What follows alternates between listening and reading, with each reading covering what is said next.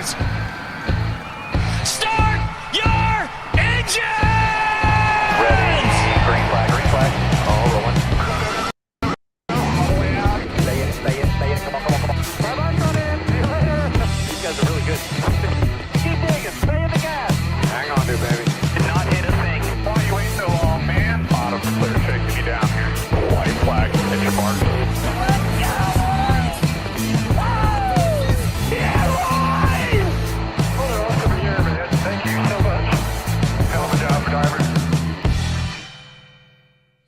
How's it going, NWP? We are back this week on DannyBTalks. I am back after going and spending some good time at some friends of ours' wedding over the weekend. Great time out there around Bristol Motor Speedway area.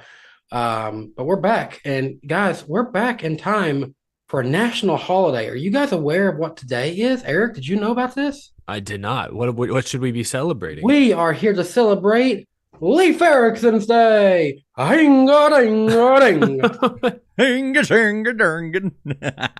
actually is Leif Erikson Day.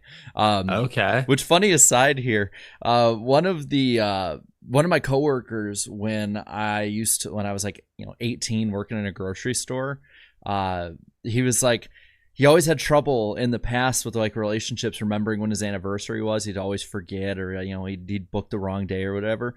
Well, then he, got together with the girl that he still is with now, and their anniversary was Leif Erikson Day. So it would literally every time their anniversary came up, it'd just be happy anniversary.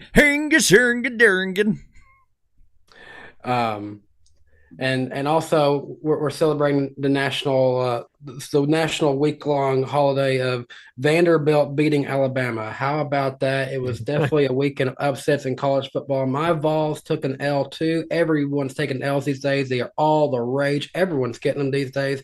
Get you one too. NASCAR. My team didn't. My team didn't get an L this weekend.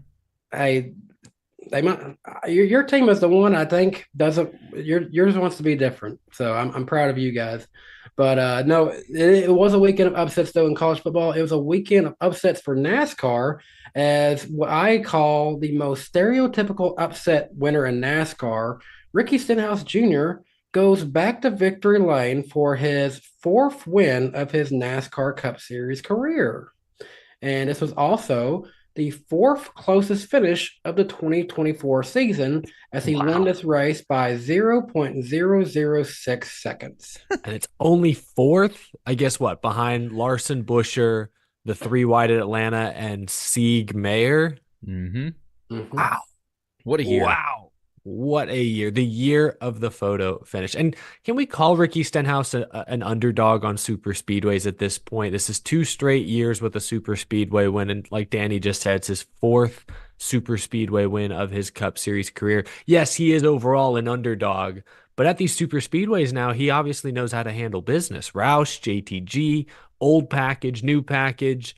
I mean, Ricky Stenhouse, if he's not causing the wrecks, he's in front of them and winning races. And how many second place finishes has he had? I know he had a really close second place finish with Blaney 2 times, I think, at least once. I can think of at least one. You might be right. It might have been 2. It was around that 2019, 2020 stretch. He had a couple of very close finishes. I know one, I can picture the one at Talladega. I think he was in the NOS Energy car. So, I mean, I guess we shouldn't be shocked. This is 3 non-playoff winners in 5 playoff races. They're outnumbering. They're beating the playoff field. The playoff field is on the ropes. But no, a big weekend at Talladega. A lot of upset winners. And Oldsmobile made it to victory lane in the year 2024. We'll get to that. Oldsmobile truck. Who would have ever seen that one coming? By the way, we don't have a like goal tonight.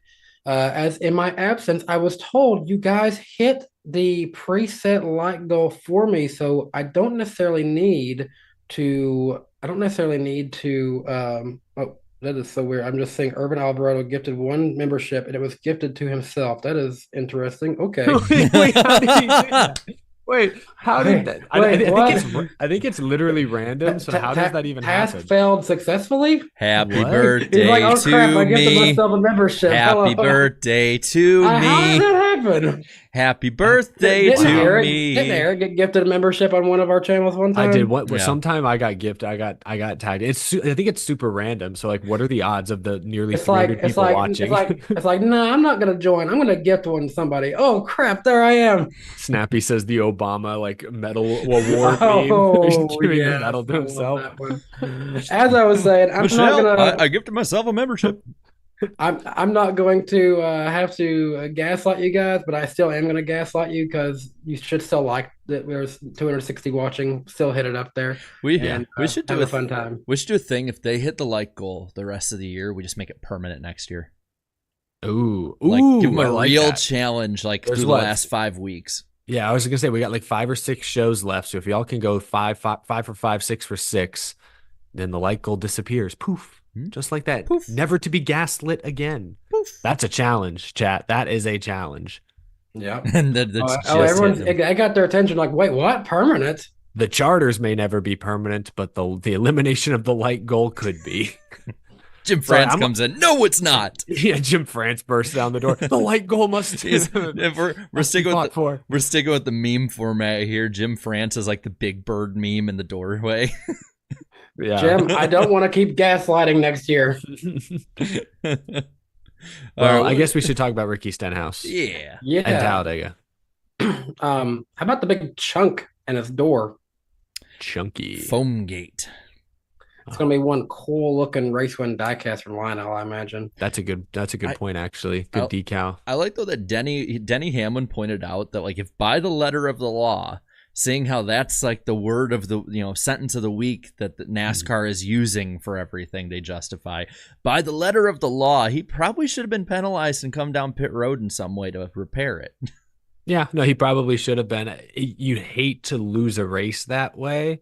But yes, per the rules, as it's understood, if you're missing door foam, pieces of door foam, you have that kind of damage, you are supposed to come down pit road to repair it before you're allowed to continue. What was, I think, the more concerning fact was when someone mentioned to Elton Sawyer post-race, hey, what about the lack of door foam on Stenhouse's car? Apparently he acted like that was the first he'd heard of it, which...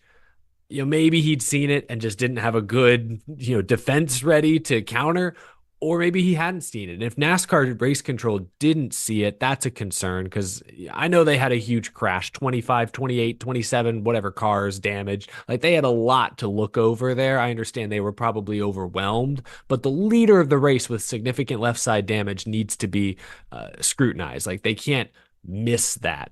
Whether you make the call or not, that's on you, but you got to at least be aware of what's happening to the leader of the race. That's a huge risk if they wreck again. They didn't, but that's a huge risk. Yeah, and it's funny is they like I think it was either Letarte or Burton. Like they pointed it out on the broadcast, like, oh, and there's a big chunk out of the door of Ricky Stenhouse, and then nothing. It was just like silence for a second, and then anyway, without them really getting into it at first glance, I thought it was just like a rub or something on his door, and then I realized, oh, that's a chunk.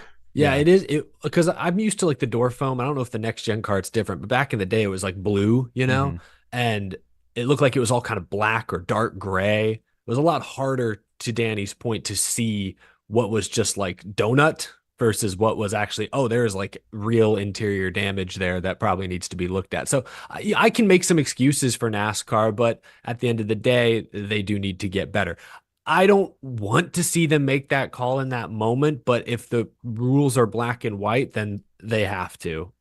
It is what it is. It would have sucked for Ricky if they had made that call, but I mean, I don't know. I guess they were in some ways being consistent. Like by the letter of the law, Ryan Blaney should have not won the All-Star race 2 years ago, but they let that slide. So I don't know. Denny Hamlin kind of said it best. Letter of the law, he should be penalized or should be forced to come down, but sometimes common sense maybe should prevail. I don't know if that's the right answer because I understand the door foam is there for safety.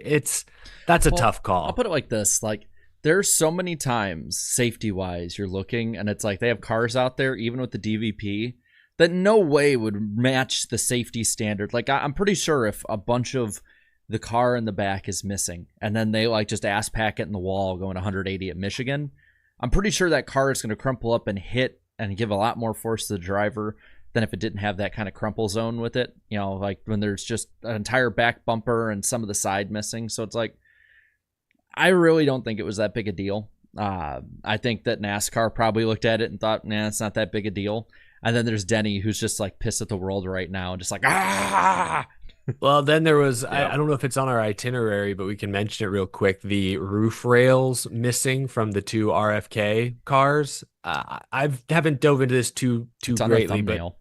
yeah, it is on the thumbnail. There you go. I'll flash it on the screen really quick. Can see it it right definitely there. appears at some point in the race. Part of those new extended roof rails broke off of suspiciously the two RFK cars. Like, I get damage happens during the race, stuff happens, but if pieces are breaking off the same team's organization, that tells me they were either installed improperly, or teams in the past have intentionally applied parts, have intentionally tried to get parts to break. They like, parts are supposed to break over the course of a race. That's done on purpose. So again, no penalty. Probably should have been. I don't know, but I guess if they were there before the race started, they technically can't say much.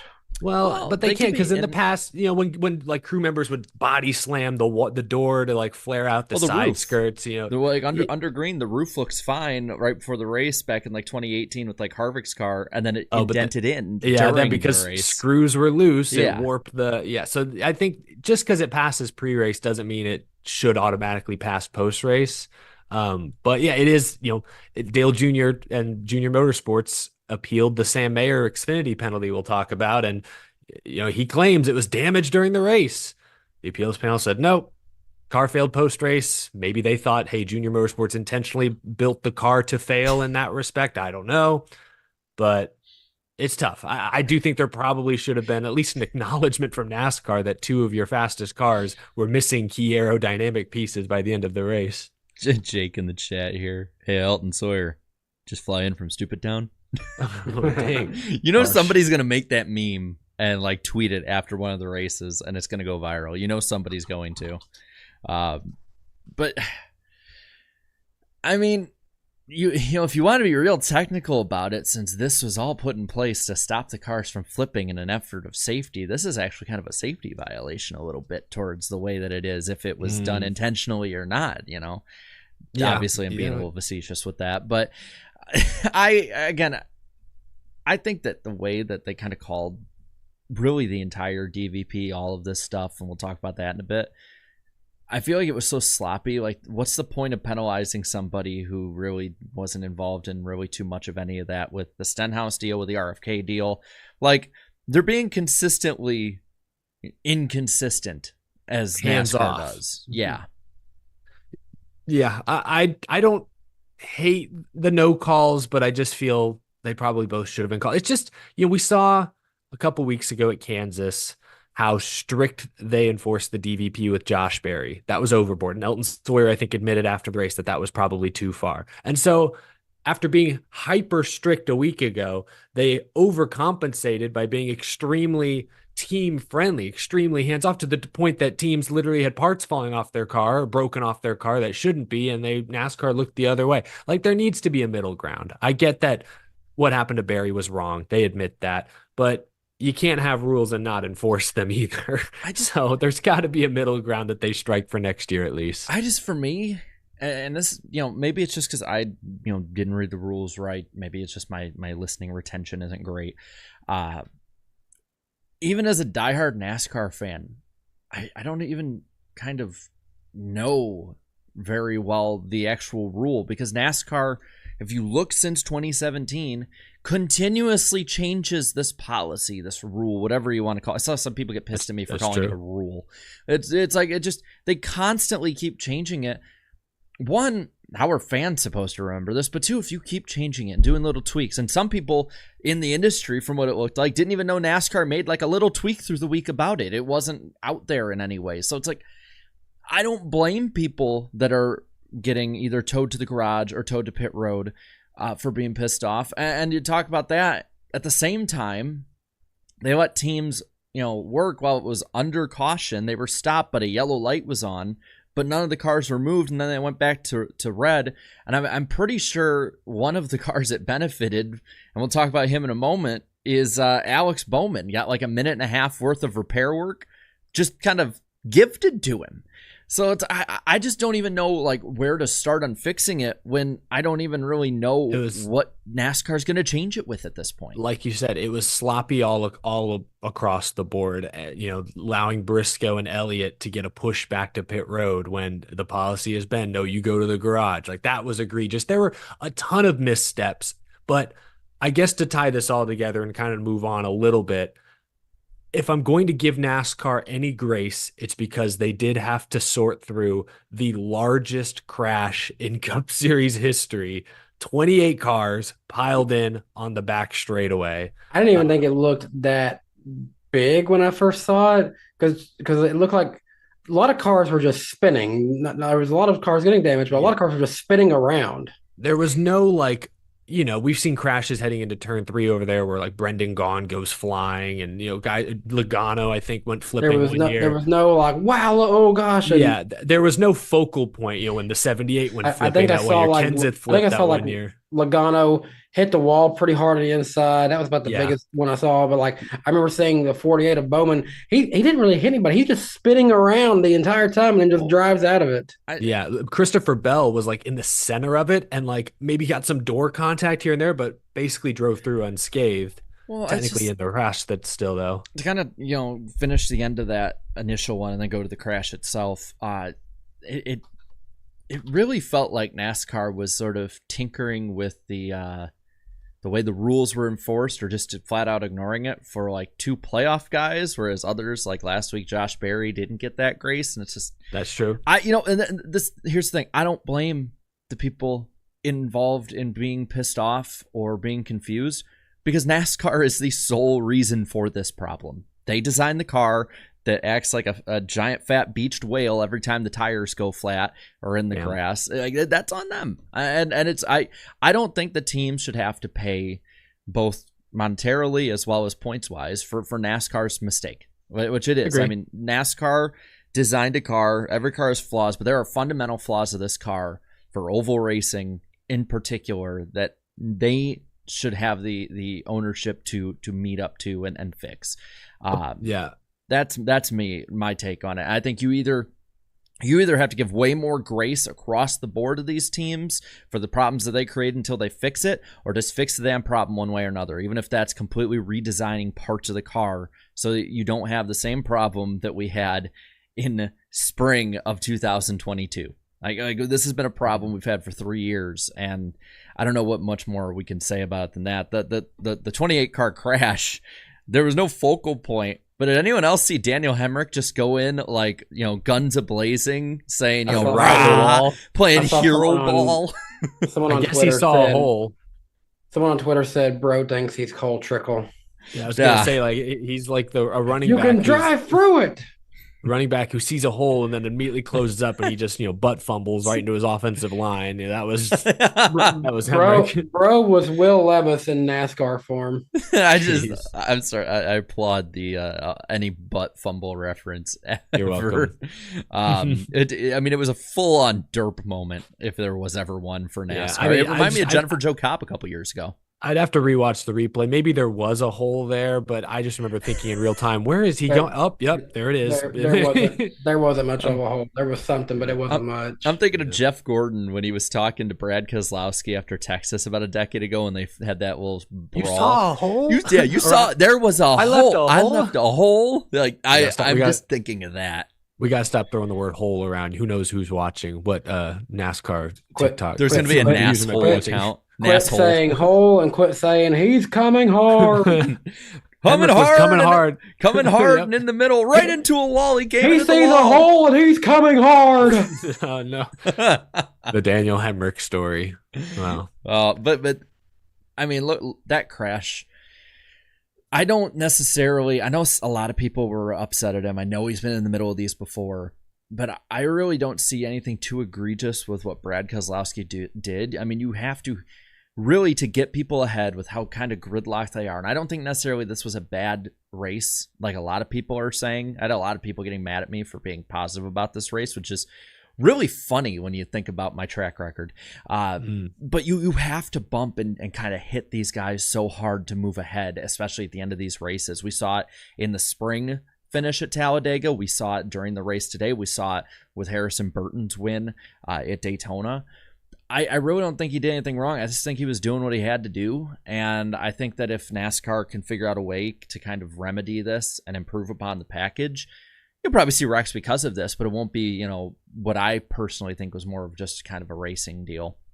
Yeah, you can't put, what am I trying to say? Keselowski was doing what he had to do. He was getting pushed by a line behind him. He had a big run on the 2.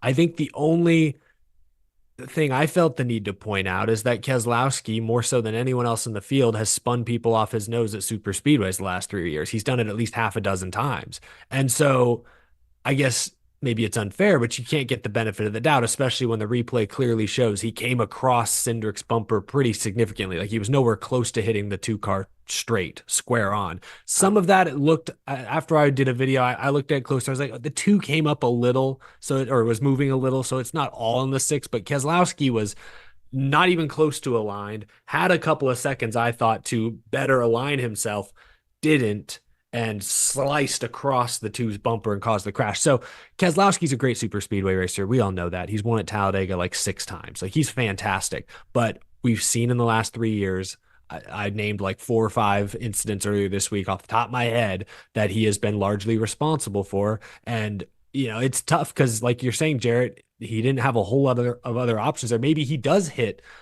Cindric square and he still wrecks. Like that's also very possible. That has happened in other races too, like this. I know it was in the tri-oval, but that's kind of what happened to Blaney at the end of stage 2. I felt like he was hit pretty square, just in a bad spot on the track. Yeah, I hate to put all the blame on Keselowski, but I do. He doesn't deserve all the blame. No, yeah, it wasn't egregious, but there was something. I didn't. It's a common pattern, unfortunately, with Keselowski, which I think it's fair to point that out. I'm going to be a Bowman homer, a Bomer, if you will. Even I don't think his that's questionably close to another word, Dan. I'm well aware. You got a Bowman Bomer. Yeah. Oh no, Bowman homer. Let's just keep it at that one. All right, but Bowman homer here. I don't think his bump was all that egregious. It's just this car, man. I mean, look back. We used to have a car, the COT, where we had flat bumpers in the front and the rear, and you could just bump all you wanted to on that thing. So I'll say this with the Bowman one quickly, because I think this one's less egregious, even though it looks, I think, worse. It was a hard crash for the drive. Blaney's been head on into the wall too many times to count. If that was Denny Hamlin crashing, nobody would have batted an eye about that. Sure. I want to say this first. Like, you could see, I think Bowman, and I think behind him was Larson, like they slowed down trying not to hit him. Like you could tell. I'm glad somebody else pointed that out. I felt like I was insane for saying, like, people are like, oh, he just drove through him. And I'm like, well, no, look, pretty clearly they slowed down. They tried to sort of catch him, if you will, and just it was the wrong spot on the track. That's the way I saw it. And again, going back to the Keselowski one, I think that one of the most recognizable things about Brad Keselowski at these tracks, doesn't matter COT, doesn't matter nationwide back in the day cars, it doesn't matter Gen 6 now, is aggression. And you have to have different aggression with different types of drafting packages. And with this one, the aggression is bumping the ever-living hell out of the person in front of you. And I think that's more the common denominator of all of it, is like he's going to be the one to push the barrier on it. I mean, in the field, statistically, he's the best driver at Talladega. He's, I think, realized what he has to do with that. Whether or not it's on the line or not, I think it is. I don't think it's over it, though. Like, I think it might not have been the best push, but at the same time, there's 5 to go in regulation. Like, you got to make that push no matter what. Like, you slow down, that whole line slows down, and then it kind of turns into a 2014 to like 2016 plate race, where you're looking at the leader just going back and forth in each line, and Chastain was trying his best to do that the entire race. He was doing as good as anyone else could there, I felt. Well, and I kind of want to go talk for a moment about just the package in general, because I don't think it's perfect in any way. No. I think it's a lot better though. I saw a lot of people complaining about it, and then of course bringing up like 2 eras. And I love that now we have 2 eras we can go back on nostalgically for this. They brought back like the 2000. Taylor Swift fans now? Eras? We went so long without bringing her up. Sorry, I'm being paid by the NFL now. That's why I said cha-ching. But YouTube algorithm just became our friend. We got from like the 2000 Winston 500 to like the 2007, Pepsi 400, and then we have the Gen 6 giant ass spoiler package. Wicker Bill. Yeah. And don't get me wrong, I think those are my two favorite ones ever. I did think there was more maneuverability in this race, though, than recent ones. I think the way it goes for me is Atlanta is the best one with this car because this car and track were designed in tandem with each other. Like the track at Atlanta is perfect for the next gen car. I think Daytona's a little bit better. And then Talladega is the one I think that needs the most work. I thought that the race in Daytona was a hell of a lot better than pretty much any Talladega race we've had so far. But there was a little more maneuverability, and it wasn't just when there was fuel saving. There were drivers who were able, once you got into about the top 10 to 12, make a few moves. It took a lot to get there, and you still needed people the whole time. You couldn't just make a move on your own with a good run. But I do feel like it's a move in the right direction, personally. It wasn't terrible, and certainly the fuel saving 4 wide, pack was cool to watch. And even though they weren't going 100%, the driver sounded out of breath, sounded wore out, sounded exhausted, the amount of focus and precision that still took to do. But I mean, it was better maybe than some races, but it wasn't much better than we saw in the 2022 Daytona 500. Once they find they're going 100%, it's mostly a 2 wide pack, very hard to break that bubble of air up front and very hard to make moves by yourself. Even towards the end of the race, Chase Briscoe and all 3 of his Stewart-Haas teammates, plus I think 1 or 2 other cars, I think Michael McDowell was in the mix, a good car, were trying to get a third lane going, and they couldn't go anywhere. It's not even like they made up a couple of rows and then fell back. They couldn't even get side by side with the first guy. Like they weren't even close. They couldn't get anywhere trying to make a third lane. So that's the problem. For whatever reason, drivers all say it's a high drag package. I don't know what that means because the Wicker Bill is also a high drag package, but like, for whatever reason, you can't run a third lane at full speed in this car. And that does ultimately take away a lot of the options drivers have to try and move towards the front. So I don't know how you change it, but I would like to see some notable aero changes going into next year. I can't imagine it's anything too crazy significant. A different size spoiler. I don't know. Maybe it's the lack of skew in the car. I don't know what the reasoning is. I'm not smart enough, but we had such good super speedway racing 3 years ago that it's a shame. It's so the drivers have so much less in their control now than they did then. I'm trying to think of like, other than of course visual differences, like what it would be. I do think that part of it probably does have to do a little with skew. Like, I mean, it might. You're opening up a smaller hole in the air no matter which way you cut it. And at that point, like that's fundamentally how this car has been made. It has been made to be like that. Was one of their selling points, was that it's a symmetrical car. I mean, I think you can maybe try and add some of those aero factors that you had. I'm looking at like my next gen diecast and then like a Gen 6 thing on one. Put the rail on the roof or on the windshield like they were going to, so you can see what it does. I mean, I'm even looking, because these diecasts, I saw RFK did this, so I can say with 97.1% certainty that I'm similar on it. It's like you have this car. I'm gonna use like look at the way car. Look at the way the back of that car looks though, compared each side. Ooh, like, curvy. Well, but what I'm saying is like what difference do you see for the most part? If you were to like cut this half and mirror each image each side, would it be pretty similar, right? It looks pretty symmetrical. It's the word of the day. And then I have a Gen 6 one right here. Look at this side compared to it. So I think that might be part of it. You got to skew the car a little bit. When the car's skewed a little bit, depending on, especially in the corners, you're probably opening up a bigger hole in the air. At least that's just my, high school diploma version of aerodynamics in any way. So I could be completely off base. It's more just trial and error. It's like, okay, so what notable changes happened from the last car to this car? Big one is the lack of skew, is how symmetrical the cars. That is a big deal. It's a big aerodynamic deal. So it's not crazy to think that could be the problem. The thing is, can that be changed? Can they, for super speedways, put some of that skew back in the car? I don't know. Do you know what it kind of reminds me of a little bit? A truck race.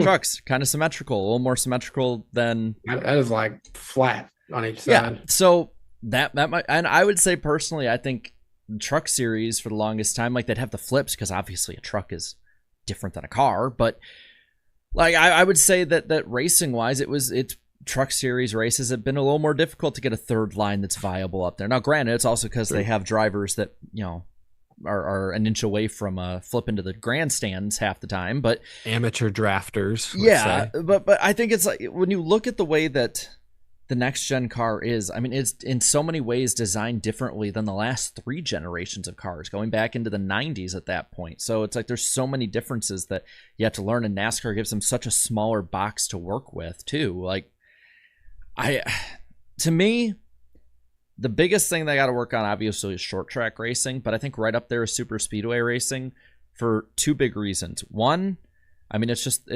everyone knows super speedway racing. Like, you ask some rando on the street about like NASCAR, they're going to be like, you know, Talladega, baby, Daytona, and the big ass crash.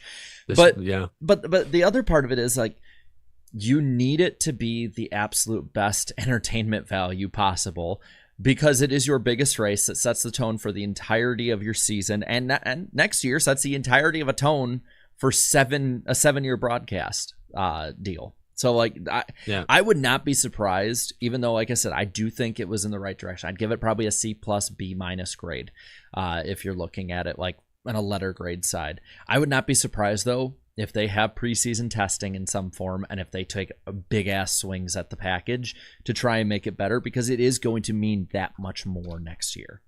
Yeah. I mean, the sport's biggest race, obviously Daytona 500, it needs to be a good product. You need to feel like the most talented drivers are bubbling their way to the front. And with the way the gridlock currently is, I don't always feel that way necessarily. This weekend, I would say, was the exception to Jarrett's point. You had Ricky Stenhouse Jr., who we know is a great super speedway driver up front. We had to beat a bunch of Team Penske cars. He went from 33rd to 3rd in the first stage. Most recent Daytona 500 winner, like that. You did have some good drafters up front towards the end, but that's not typically the case. So I was going to bring attention to it. Nobody in the chat has. Am I the one hearing a slight buzz on Jarrett's end? Again? Is it just me? I know he's had this before, not on the air though. I was just going to mention it.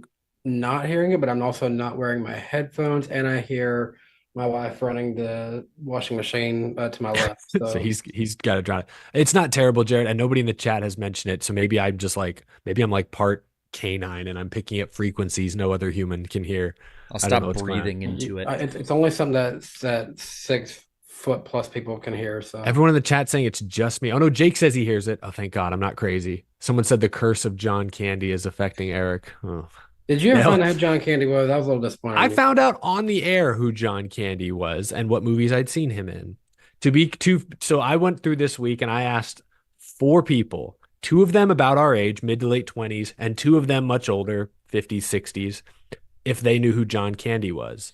The 50 plus people knew immediately who he was. The 2 other people in their 20s, when I told them, oh, he was in this, he was in that, they're like, oh, that guy, did not know his name. So I felt like I was slightly vindicated. My generation, at least, is, name wise, it's sad. It's sad to see a great comedian of their time perhaps be forgotten by the younger generation, but it is what it is. It's what happens. So you have to at least watch The Great Outdoors and watch him blast the bear's butt off. Uncle Buck, when he uses the shovel with the pancake. I felt vindicated. That's all I have to say. But I'm anyway. disgraced. I'm not crazy with my generation though. Yeah. The only generation that I actually feel like I can have a normal conversation with and not feel ashamed of when I see them in the news is Gen X. That's literally it. I hate everybody else. Which one's Gen X? I've already lost my parents' track. generation. Oh, okay. The ones that tell you how much they have a very big amount of care to tell you how much they don't care. All right. I know I'm going to piss somebody off with that one. That's a generation that said, don't believe everything you see on the internet, yet they continue to share clearly AI-generated images as news. Tough. Yeah. I know we're going to piss some people off with that one. I'm seeing it like every day, and I'm like, oh my gosh. Because I play around with AI for the fun of it, and then I see people actually sharing it for sympathy likes on Facebook, and I'm like, come on. Well, it's Facebook. I mean, I feel like when you log into Facebook, it just artificially adds 20 years to your life, and then you just fall for all that. But Speaking for falling, on his own with this one, Daniel Suarez, what the hell was he doing? Oh yeah, have we gone this far without mentioning that bonehead move on like lap 12 or whatever it was? He wants us to forget. Did he just forget? Pull up the party bus again, Jarrett. Did he just forget that our Lord and Savior BJ McLeod was in the field? Did he just forget? How can we forget? I know he's not. I know they're not racing every day, but that 78 car makes some noise when he rolls into Daytona. That is our bus driver. You treat him with respect. Yeah, that was. I don't know what he was doing there. Obviously, trying to be aggressive, trying to stay on the lead lap, playoff driver, and all that. But man, I like who did the spotter clear him? I doubt it. No. I listened to it. The spotter's like up high. Lock it down. Yep. Exactly. I don't know where he just got desperate, which I don't. That's just you can't lose your cool in that moment. I get he's frustrated in that moment, but you can't lose your cool. It's lap. I'm sorry. I've seen guys come back from like 2-3 laps down because of the lucky dog rule, because of people crashing, because of just racing their way up there. And I get it. It's a little more difficult now, but his like reasoning based on what the broadcast said was he was worried he was going to lose the draft. Like, dude, it's lap 12. And it's a 3-4 wide pack opening up a giant ass hole in the air. And there's lines of cars behind you that will probably be able to pick you up because they don't want to be in the pack. Like, I have never, I don't think, watching a super speedway race 12 laps in, seen someone that desperate to self-clear. It's like he remembered his acting career and he was Danny Suarez. Well, Danny Suarez mentioned there. Yeah, it was shocking. It was a desperation move that you just can't make heat of the moment. It's just way too risky and obviously bit him. Thankfully, he didn't bite anybody else. I was worried that he almost took out Byron and Reddick. That would have been really frustrating to have 3 playoff guys wrecked by one stupid move on lap 12. Had like Hunter Nixon in there trying his best impersonation of Kevin LePage. Yeah, there you go. On the plus side, speaking of William Byron, he's locked in as a result of another top 5 finish. He's the only playoff driver locked into the round of 8. Danny, do you want to look at the points? Yeah, it's that time of year for William Byron where he sleeps all summer, and then this time comes around, he's like, "Wow, I'm here!" Hibernation Byron, the hibernation station. Yeah, I mean, he advanced on points. Like he's good to go. And I'll say this, because we kind of talked about it, before we went live, how we kind of do like a stick a fork in them kind of thing or whatever, and contender, pretender. And I'm looking at the points here, and the Bell and Larson, I feel like plus 57, plus 52. You'd have to have pretty darn safe for them too at the Roval. I mean, 54 points is how many can be made up without a win. The only reason Bell hasn't locked in is because, like, if one of those bottom 4 wins, he has to beat Elliott. And someone brought up a good point. I don't remember who said it, but the odds of anyone scoring like 58, 59, 60 points at the Roval are almost 0 because people flip stages, and then it's hard to make up track position. But the thing is, like, so what's the most you can make up is like. It's like 60 is the most you could make. 60 is the most you can have for a win, but then if you win, then that covers itself. But I guess that's true, so 55 is the most you can get. Well, you could win. You can win the stages, but if you finish second, that's the only way points even matter. Oh, I thought you got like 30. So you're right. It's 35 for second, and then 10 for each stage, and then 1 if you finish last, or like 37th or 36th. So then Bell's safe. Anyway, Bell's safe. Larson's probably safe. Bell or Larson. In order for them to fall out, would need Logano, Suarez, Cindric, or Briscoe to win. And then to finish like the last 3 positions, have Hamlin, Bowman, Blaney, Reddick all finish well, and maybe like Elliott finish, I think like 10th or higher. If Logano wins and Elliott finishes second, then okay, Bell can't like finish last. That's basically it. And you have to add in all the stage points with it too. They're good. I feel confident about, well, granted, Denny lost more than 30 points last year in this race, so I can't say I'm too confident, but I'm confident enough that he'll be fine. Bowman and Blaney, I have confidence in. It's that second column I'm looking at right now. Well, Alex Bowman, I think, is going to be great at the Roval. He's never finished worse than 10th here, but he is plus 26. Usually finishes in the top 5, I feel like. That's Yeah. not a safe margin, but I do feel good about Bowman. I feel pretty good about Blaney as long as he doesn't get caught up in someone else's lap 2 crash once again. That seems to be happening a lot to him, so let's not count anything out. Yes, Jared, I think Tyler Reddick at 7th and Elliott at 8th, plus 14 and plus 13th, obviously are in the danger zone. But what's so interesting to me is 2 years ago, if you'd asked me to predict the Charlotte Roval, I would tell you Tyler Reddick and Chase Elliott are going to finish 1-2. And still, that could still happen today. They're both very good road course racers. I think if they get top, if all of these guys, which honestly for this race, the 8 that are in there, I feel all can do good here for the most part. I think Blaney and Hamlin could be the ones to slip up just a little bit, but hey, Blaney's got the first win here, so that's kind of ironic to say that. But I do feel like of these 8, those are the 8 that I could see easily finishing top 10. And if they do that, this 8 stays the same. Which one of these 4 jumps up to you? Because I mean, 13 points I think is easy enough probably to make up, even 14 if Reddick has an issue or something. But the other 3, I get Suarez, Cindric, and Briscoe have shown promise at road courses before. Do any of them win? Like, it's an even year, so I'm gonna go with Logano personally, just because it's an even year and he's closest, and he manages to pull this out of his ass almost every even year. He's closest. He doesn't stand out to me as being necessarily great at the road. I'm not looking at his stats right now, but it doesn't stand out to me. Cindric gives me the most hope, but he's 29 points in the hole. He'll have to be second or first to have a chance. I think just because he's only 13 points out and because he's a 2-time champion, Joey Logano probably has the best shot of this group, but is he the best road course racer of the group? I would say no. I think Suarez, Cindric, and Briscoe may have him beat. I actually like Daniel Suarez of this group. We just dunked on him for his boneheaded Talladega move, deservedly so, but it's a new week. None of these guys have great road course numbers recently. I should start there, but Trackhouse has found a little something in recent weeks, especially with Ross Chastain. I think he could be a real threat this weekend. Daniel Suarez has won a road course race before. Like, I wouldn't rule him out. He's only 20 points back. They could even be aggressive and go for stage points. Let's say he wins the first 2 stages because folks pit.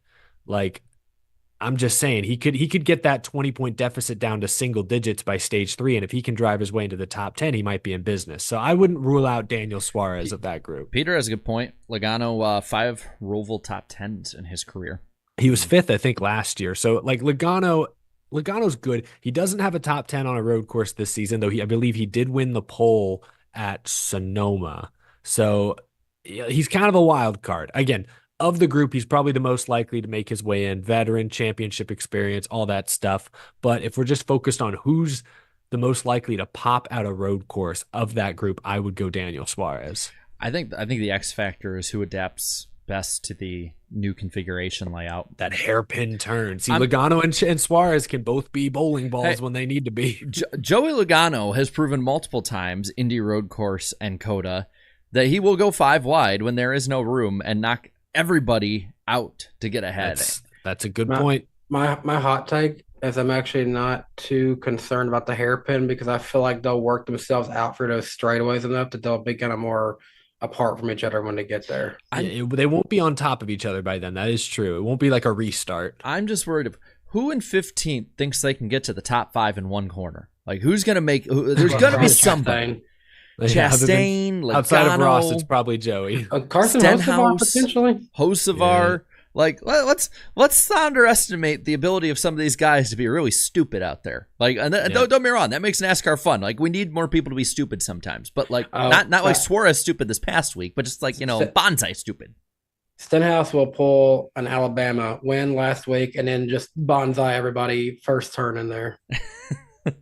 Someone just, of course, we got LaJoy's in there.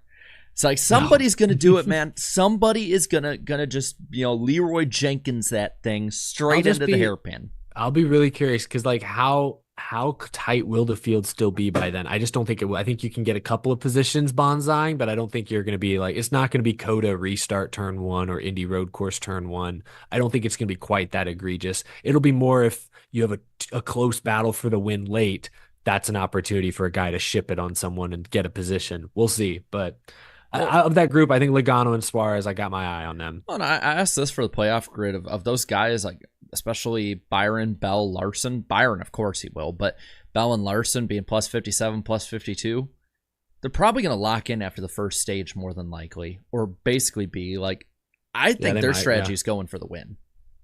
Yeah, I think if I'm them, you go for the win because that's 5 playoff points for the next round when you'll really need them. I agree. I don't think they play the stage points. I think they short pit and go for the win. And then if you're a guy like Denny Hamlin, Alex Bowman, or Ryan Blaney, you're just trying to hang in the top 10 the entire time, and you're probably going to be fine. If those guys are in the top 10 every stage and the end, they are perfectly fine. And just a side note, I've told these guys I was going to talk a little bit about Bowman and his performance in the playoffs. I had him out in the round of 12. So I completely underestimated him, and he has proved me wrong. He has had consistently probably the best playoff run that I have seen of him since that 2020 season. And it's starting to remind me a little bit about that season, but the problem is, just like the 2020 season, he only had 1 win in the regular season, and I feel like that is going to come to bite him in the butt when he doesn't have enough playoff points and he is in a must-win situation if and when he makes it to the round of 8. Alex Bowman's had a great playoff run. I was looking at my playoff picks round by round the other day, and I'm looking really freaking good right now, except for Alex Bowman. I had Bowman also out in the round of 12. I had Logano in instead, and so he's the only thorn in my side in terms of my pre-predictions. I could be wrong, but I think I did have Bowman in the round of 8 because I this round just sets up so well for him. You might have. I almost did. I just wasn't sure I bought the consistent speed, but they brought it. I mean, they've been so good the moment the clock turned playoffs. My round of 8 is pretty good, except for the fact that I had Logano and Keselowski in there. So actually, let's see. I have mine here. And yeah, I mean, I was, let's see. I got 2 in the first round correct. Yeah, I had the 48 out this round. Granted, I was way off in a couple of them, but I'm looking at all of our final 4s are still intact and can make it. Roman numeral 3 in the chat brings up a good point. Hamlin's engine could blow up like Sonoma. Oh boy. Hey, I'm gonna say this. Ever since I made that prediction that we're gonna see 2 blown engines from JGR, they've been mighty fine. Ship shape. yeah. But I think that'll cover that. Danny. Yeah, we'll talk Roval later in the show. And we got some good news on the ratings front, at least for Cup. It is some amazing news on that side of it. I'm blanking for a minute. I read this part, not Jarrett. So. Yeah. In terms of ratings, people's eyes, watching TV, fun times, this earned a 1.74 rating, 3.127 million viewers, and it is up 25% from the 2023 viewership of this race.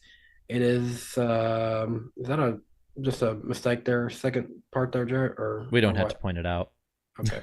I'm just making sure I'm not about to read something wrong. It's up. It is the most watched Talladega fall race since 2018.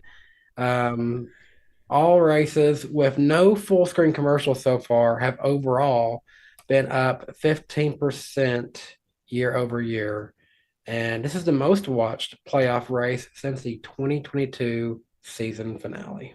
That's what a good stat, though, Jared. That Daytona Summer, Atlanta, Talladega, NBC said we're going to do no full screen commercials under green, and they've got double-digit ratings increases. I don't think that's the only reason, but it sure is a good argument in favor of a little less commercials. Fox. I'll point this out. Please. If you were to extrapolate plus 15% over the whole year, it would be the most watched season in 6 years. If you extrapolate plus 25% over the full season, it would be the most watched season since around 2017-16, which is like, since Dale Jr. Dale Jr., Matt Kenseth, Carl Edwards, Jimmy Johnson. No commercials, and we can get back to the Jimmy and Dale and Tony era. I'm just saying that modern audiences hate commercial breaks, and modern audiences have no attention span for the most part. If there's no I right now, if Jared, if you bored me right now, I'm on my phone.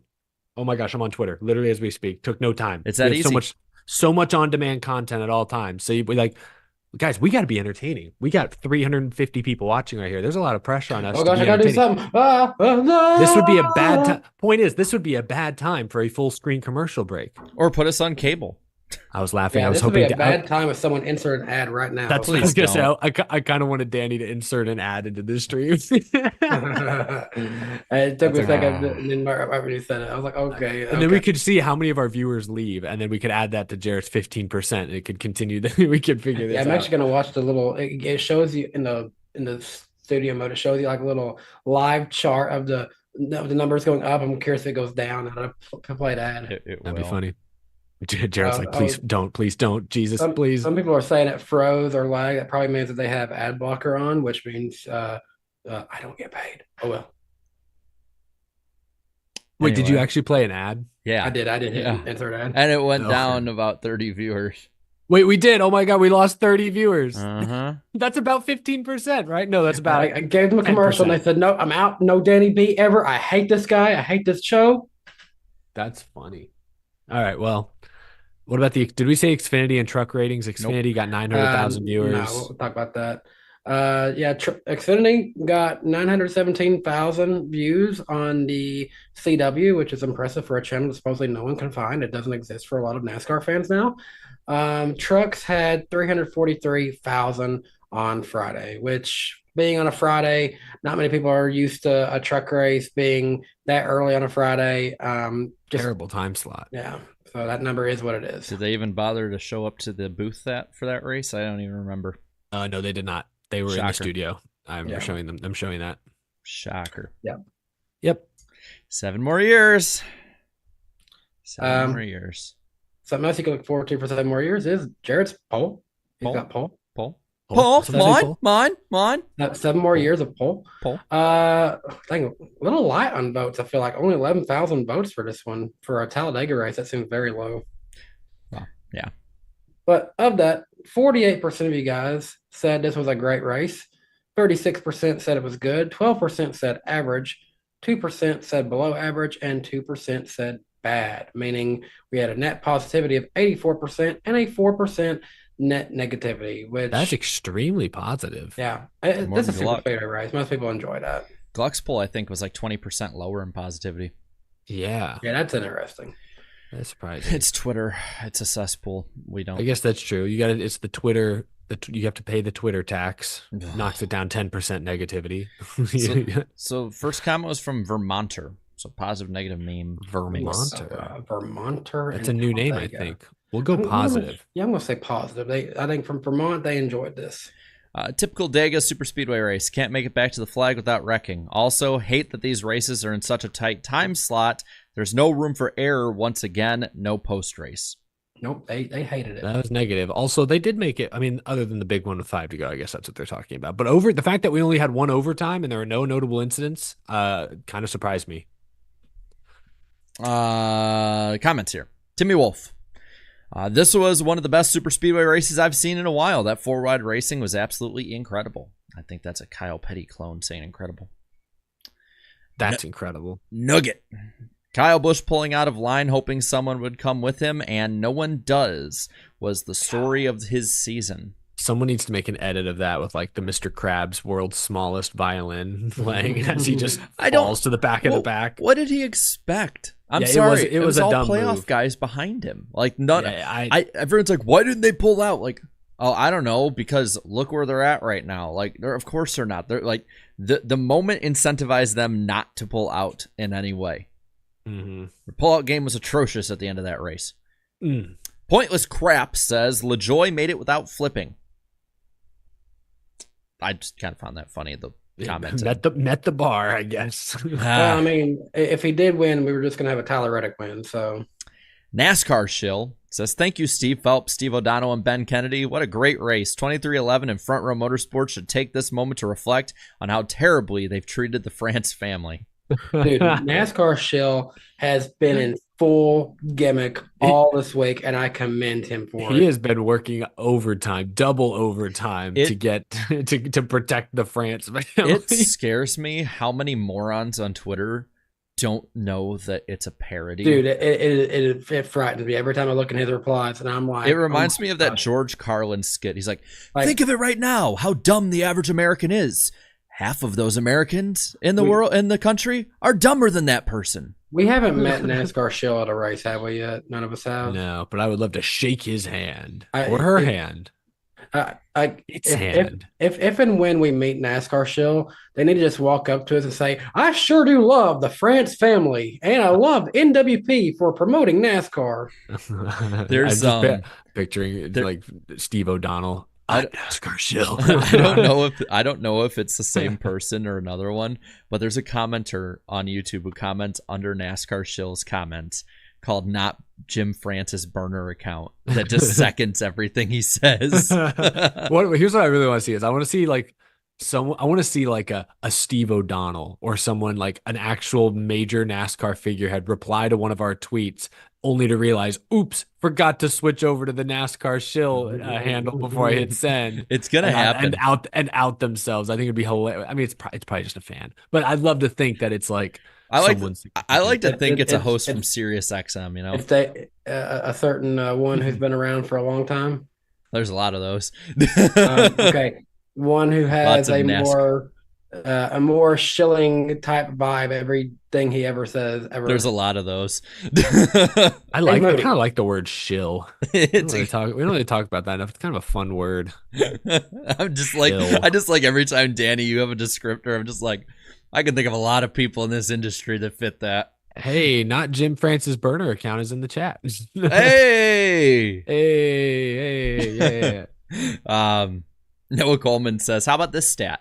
Stenhouse is the first driver to have a win in all 4 traditional super speedway races to accomplish this, I should say, since Dale Jr. won the 2004 Daytona 500, because Jeff Gordon did so beforehand and then after. Wow. But the last driver to, for the first time, accomplish this was Dale Earnhardt Jr. 20 years ago. That's crazy that like Keselowski hasn't. I mean, he doesn't have a Daytona 500 win, I guess. Yeah. What's Joey missing? Is he missing Summer Daytona maybe? And Jimmy was one bad Brian Vickers push away from doing that in 2006. He actually, that's pretty crazy. If you think about Jimmy Johnson that year, he could have won 3 of the 4 super speedways because he won Daytona 500, Talladega. I don't remember where he was in the Pepsi 400. And then he should have, with Brian Vickers' push, got past Dale Jr. and won that Dega race. Oh, if only Matt Kenseth had won the 2013 spring Talladega race, he would have all 4. But that was the one he and Carl got screwy and the front row guys took over. Oh, I was so frustrated after that race. Jonathan here says, do you know the start-finish line is past the trioval at Talladega? Big if true. God, you know what? Okay. I meant to tweet this, but it was hard to put it into words. Every race I watched, at least once, the play-by-play announcers did that whole bit. Oh, and I think it was Phil Parsons at one point was stumbling over himself at the end of a stage. He'd be like, "Oh, but remember that they're at the start-finish line. Oh, and it's over. Congrats. And it was awful, terrible TV." Lee Diffie, maybe he did it in one of the stages. If he did, it was so smooth I didn't miss it. Was the only announcer to not say something on the final lap of the race this weekend about the start-finish line. Lee Diffie respects his audience, understands that they got it. They figured it out by now. They don't need a reminder. Great prediction for us now, looking back at that. Paint the picture, and that's what he did. I hate it because it's like every single commentator. It doesn't matter. Like Jamie Little could have been doing it. She would have done the same damn thing. Adam Alexander, Mike Joy does it now. Like he does it all the time. And then the color commentators have to have it. It's like NASCAR gives them a quota, and it's like, hey, just remember, you need to point this out. They think they're being helpful. I don't want to. They think they're being helpful, but it's like, it's now like a pet peeve. I feel. Okay. Like here's the thing. Unless like I have to like hear the race because I'm blind. I'm watching on the screen. I see you for 188, sometimes more laps. Go past that same damn spot over and over. Like you don't have to point out it's in the trioval anywhere else. You know why? These are eyes. I can see it. This is a visual medium. You don't just say it in the pre-race. Be like, see, and we just went over the start-finish line on the straightaway. It's the one difference between it. Here's the story behind it for anyone who's new. Don't talk about it again. You know why? Because I watched the freaking race. I want to see if anyone find me an example of Alan Bestwick doing this, where he's like, "Oh, when a reminder," or don't remember the stuff. He's probably done it once, but if Alan Bestwick has never done it, that tells you all you need to know. That just is even further proof that you just don't need. You can show, not tell, sometimes. And I get you got to lay out the picture for new viewers, But for that's when you lay out some of the new the lingo or something, something that is unique. Not just for start finish line, but just something else unique about Talladega. For the love of God, there's so many things in the infield you could talk about. There's so many things you can't talk about in the infield, but there's so many things you could talk about in Talladega. It's what I haven't heard mentioned in years is that it was the curse of an Indian burial ground that. Come on, that's something you can add to it. I haven't heard that mentioned on a broadcast since 2010. Bring it back, Talladega. Something, just give me, and maybe have a rotation, every 5 years you kind of bring it up. There's that new batch of audience coming in or whatever. But I don't hate them mentioning it. You just can't do it on the last lap, or especially like Phil Parsons did as they're coming to the line. That's too late. You missed your window. You should have let us know earlier. I think this is the same thing in general, unless it's saying the word "come" during the race so many times, which maybe they should change. Yeah, what? Maybe they should change it a little bit to figure out a different word. But it's maybe if I can make a drinking game out of how many times you say something and get sloshed by the end of it and not be a lightweight, maybe we should tone it back a bit. Just saying. Well, are we in the gutter yet? One more. Last one from Wizard King Nick, who probably should be in the gutter on this one. Entertaining, but super speedways are the worst kind of racing for me. I mean, everyone's entitled to their opinion. I get it. It was my least favorite style of racing until my driver retired. Well... Yeah, I'll be honest. Until we got the really good package, I wasn't crazy about it either. The gutter here. First one's from Ron, who says, "I'd rather listen to Mike Joy." Okay, I think Lee Diffie's better than Mike Joy now, in current form. Right this second, yes, I would agree. All time, Mike Joy's better. Sure. Dark Knight says 4 wide in stage 1 was good. The rest of the race was boring. Correct, Cars Boy 95. First speedway races work. They take it easy and get a bunch of lanes at the start, and then they get tighter and get a little serious. Wait, I know I'd hate to. I know we're coming up on the super chat stage break. I apologize, but Mikey just said that he won the Mullet Talladega contest. I think was this the person that we told people to cheer for last week? Yeah. Woo! I gotta ask Mikey in the chat, and this is only because I was listening to Shrimp Hours earlier because I think Slap and them were in there. Anyone know who won the boob contest? I was about to say something, but I can't say it over the air. There's so many things about that I could say that I can't say over the air. Who won? I don't know. That's what I'm asking. They have this thing of wood, and they have cutouts, and women come up and see. It's just it is such a blast from the past in there. That's okay. I'm just saying. See, it's funny. You can tell who's been to the Talladega infield and who hasn't by the chat. So I'm not. I don't. You say there's literally a cutout. These women just come up and just those stocks that they used to put prisoners in. No, it's when you take those pictures at the pumpkin patch and you put your head in and you're a farmer or whatever. They have those for boobs at Talladega. Cutout. I'm serious. This is Talladega. You want an authentic Talladega infield stories that I can somewhat tell on the air. That's one of them. All right. See, this is NASCAR YouTubers. We could never make a video what happened to the Talladega infield. Nope, not for this website. Sure you can. Just can't upload it on YouTube. Nope. Might be able to upload it on Twitter now. The bottom one's from Blaney Best saying, "Another boring fuel-saving race. Hendrick causes the big one again. I'm shocked." Hendrick causes the big one. What? They made the Blaney one, sure, I guess, but the big one. That's 2 cars. The big one was Brad. Yeah, there was a big one in this race. Undisputed big one. Jarrett and 5 points in Talladega. 5 would be fun. Now that 5's a bachelor, I'm sure he would be a really fun time to bring to the Talladega infield. Do we want to kind of roll through really quick the Xfinity? There ain't too much Xfinity truck stuff. The truck stuff we already talked about, the Oldsmobile winning. Yeah, we can kind of. I mean, the Xfinity race was just Sammy Smith going from 12th to first in points. We joked about upsets at the beginning of the show. That's an upset right there. Yeah, Sammy Smith has just felt like not much in terms of JRM equipment this year. Is he coming back, or is he one of the drivers getting the boot next year? I don't know. Sammy Smith, I think he'll be back. Okay. I think he is coming back. He's got that pilot flying J money or whatever else. Yeah, that's true. Ever since Michael and that, they've been wanting to get that back somehow, some way. Yeah. Somehow, good for him some though. way. Good win. And then, well, the other Sam is the one that had the biggest story today with Sam Mayer failing inspection and taking him from a pretty good position to a not so good position in the grid. I'll pop that up on the screen really quick. So there's a grid. I see this thing with the Xfinity one. I feel confident points wise about a lot of them, but Shane Van Gisbergen's -10, and I said last week if he's within 15 to 20, I feel confident about him making it. Whether he has to beat AJ Allmendinger or whether he has to beat Riley Herbst after a bad run or something, like I feel confident about Shane Van Gisbergen points wise or winning wise going out and making it to the next round.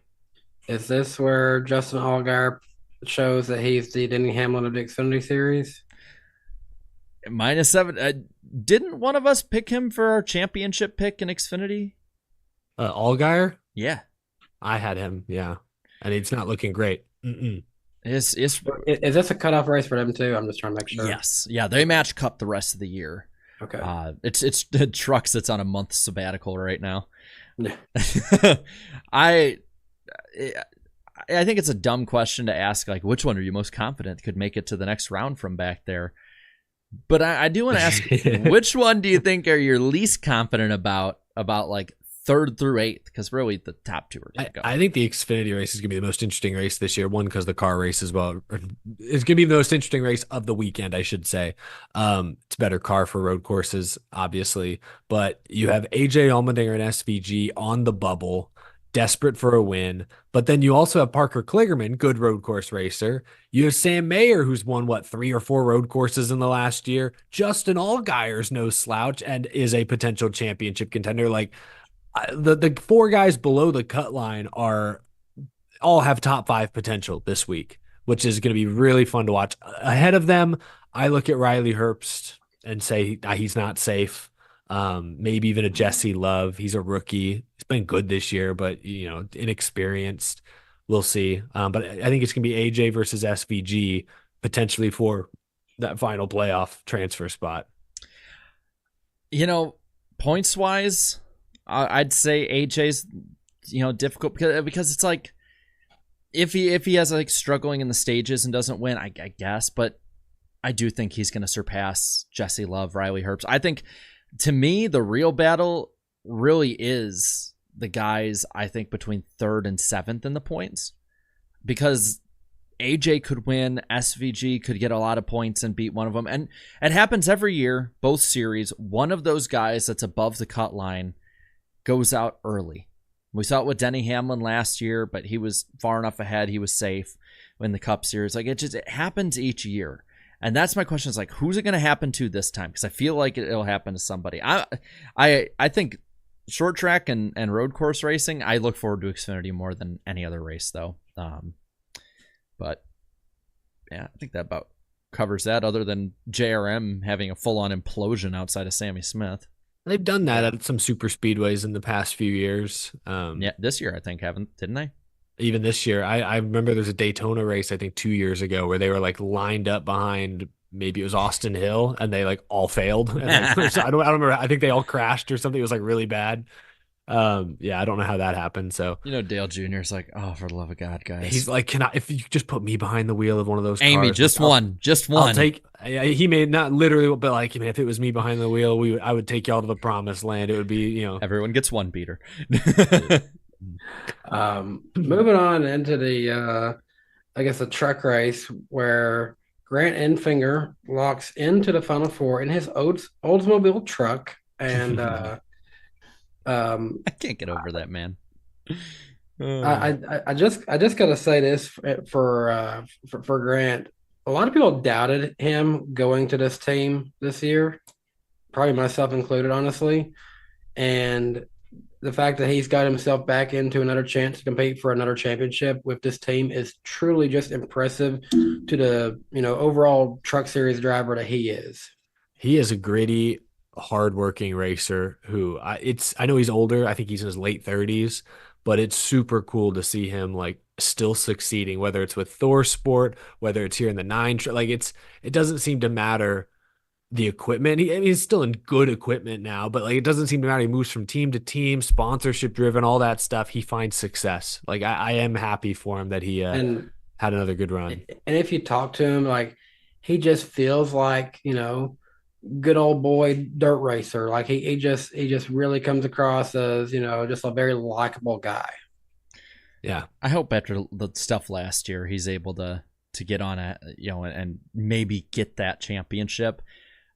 I'm looking at I have the grid up here, and I get this won't be relevant for another couple weeks with them having so much time off. But I mean, outside of Nick Sanchez, that Final Four that everyone kind of expected going in is looking pretty solid. Majeski's the only one that's kind of on the worry horse a little bit, only being +5, but +30 already for Eckes and Heim. Like that might be enough. And I thought Sanchez could make some noise, but that's a pretty big hole after Talladega. There's still time, but he's going to have to be perfect. I really had higher hopes for Tyler Ankrum because he's teammates with Chris Eckes. They're both in great equipment. He just hasn't had enough this year compared to his teammate. He started so quick the first couple races and then just fell off a cliff. Like, because he was leading the points, wasn't he? Like after 3-4 races, like even after the super speedway stretch. And then he just like had some bad luck and he never was able to get that speed back. But we'll look at that probably again before the end of the month, I think. Yeah. Real quick, before we move on to the super chat stage break, everyone's jaws, I should say, dropped. And some of y'all even snickered at me when I picked Ryan Reed to win the truck race last week. Boy was in the top 5 in the closing laps. Big crash at the end. He finishes 7th. Still the second best finisher of the entire panel plus chat. I felt like my Ryan Reed pick worked out okay. It worked out all right. He knocked the rust off pretty quick. I wasn't here, but I wouldn't have laughed at that. That's a solid pick. It's a thing. The two hosts didn't laugh. It was the chat. Jarrett, your eyes got huge. If I recall, you even said, "I can't believe you did that." I couldn't believe you did it. Like I give you credit, ballsy pick, but still, like the chat for sure was, and I know they won the race with Enfinger, so I can't say anything. But also, y'all got to pick ahead. I would have picked Enfinger if I had the choice. So I like good run this week. I'm just saying. I like my Ryan Reed pick was better than a lot of people expected. I like the chat's like talking mad trash about the pick points, and they haven't even seen it yet, and that's all I'm going to leave it at. Yeah, we ain't going to say too much about that. With that being said, speaking of chat, I believe it's time for our first super chat stage break. Before we get started on this, though, I said, "Woo!" Oh, okay, sorry. So you doing something else. I think I peeked out the mic a little. But with that being said, before I actually get started into the super chat stage break, something that we've done this whole show without really saying much about it. If I see views seem a little bit lower, I got to understand we might have some people who live in Florida, and if you are down there, hope you guys are staying safe. With Hurricane Milton making landfall literally during the show. Hopefully, if you were near the west coast of Florida, you got out of there before this all went down. But keep you all in my thoughts and prayers personally. So yeah, absolutely. Seeing the images of, I know it hit like close to Sarasota, Bradenton, just south of Tampa for sure. If you're in that area right now in the Tampa area, I saw folks on the west side of Florida, Central Florida. Absolutely. I seen a video earlier in the show that said water had been sucked out of Tampa. And the first reply I saw was exactly true. When water sucks out, it's going to come back in even more. So they were predicting like 10-foot plus storm surges. I don't know if it ever quite came to that, but still big storm. Hope everyone's prepared and wish everyone the best. Around, I want to say about 1:30 today, my fiance was in here and her mom had called and she was on speaker and I just kept hearing like this, like a slamming on the door. And like it kept going in and out, and that was literally just the wind. It wasn't even the rain yet. I was like, "Jeez!" And I saw they were hit by tornadoes pretty much all day on the eastern side of Florida, especially. So for anyone that's in Florida, that's in the middle of it, that might have reception right now, we're thinking of you. And for any of you that are watching back after the fact, when you get power back or when you stop somewhere out of the state, because I know a lot of evacuating, we are thinking about you a lot. And we hope that the best comes out of everything and you can go back to normal quickly. Yeah. With that being said, we'll get to the Super Chat stage break. So if you guys want to time me, I will start from there. I got you. All right. Bailey Riker, appreciate it, $2. Just simply saying, did you know the finish line isn't in the tri-oval? Have to start off with that. Really? Thank you, Bailey. Thank you. Grant Toynton, that's a new name. Appreciate the $4.99. $5 is for 5 point if margin of victory of my Hogs against Danny's Vols. Woo, Big Suey. Oh man, that's petty. That's wow. Hey, Deep cut. He paid me to say it. So congratulations to the Hogs. Woo Pig Suey, you are my swine daddy. How much do you need to pay for Danny to yell "Roll Tide" on top of his lungs? Well, Vandy is their daddy, so they're also mine because I've seen Vandy beat Tennessee 3 times in person, so that sucks. He also said, my hot take, 2 HMS cars make the championship 4. That's not so hot. I think that's kind of lukewarm, honestly. Yeah, that's a room temperature take at this rate. Urban Alvarado, thanks for gifting a DannyBTalks membership to Urban Alvarado. We appreciate that from earlier. Bailey Riker, appreciate that, $4.99. Watched the 07 fall Dover race last night. Even then, they were talking about a softer tire and not being able to pass. So. Did you see the clip from that race that went viral around NASCAR Twitter this week? Oh, about the Soldier Boy. Yeah, they went to commercial with Crank That Soldier Boy play, and I was like, I think it was Slap said that like you people have no clue how big this song truly was. It's everywhere. Oh yeah. I remember I was at a Waffle House in Richmond, and they played this on a loop with the staff just dancing behind the counter. It was great. Wow. VA Sensation, appreciate the $4.99. When is Eric bringing back the Halloween gimmick from last year? I missed Easter eggs and Saw theme. Ooh, that's a you do have Halloween decorations behind you. I do have Halloween decorations. I assume they're talking about our iRacing event, Groovy Hollow. Yeah. Funny. You should bring that up. I have a few things on my desk right now. I literally cannot show you. on air production meeting. We can go above and beyond if we want. We can just do a normal one, but like the Halloween week, should we just like dress up for Halloween that week? Oh, we should do like costumes. Yeah, just something fun. Just something simple. I'll show up as Homelander. So I guess because Wednesday the 30th is we can do that. That should be fun if we can get a little creative with it. We'll see what we can do. Let's see here. Infield Ike, appreciate $1.99. Daytona Beach storm is soon closing in on us. Yeah, Infield Ike, be safe down there, man. Yeah, for sure. Blake Thiemann, appreciate $1.99. Chances Homestead gets affected by a hurricane. Slim. It's not really affecting the most southern part of Florida, so they should. It looks like it's gonna miss it. Will Griffin, appreciate the $5. I'm a biased 2 hater, but in my opinion, blocking the 12 after green flag stops played a factor in him getting wrecked. Just glad a 2 and 22 wrecked out too. By the way, it's about 3.5 minutes, give or take. Okay, we'll end on two more. Palm Tree 82, appreciate the $10.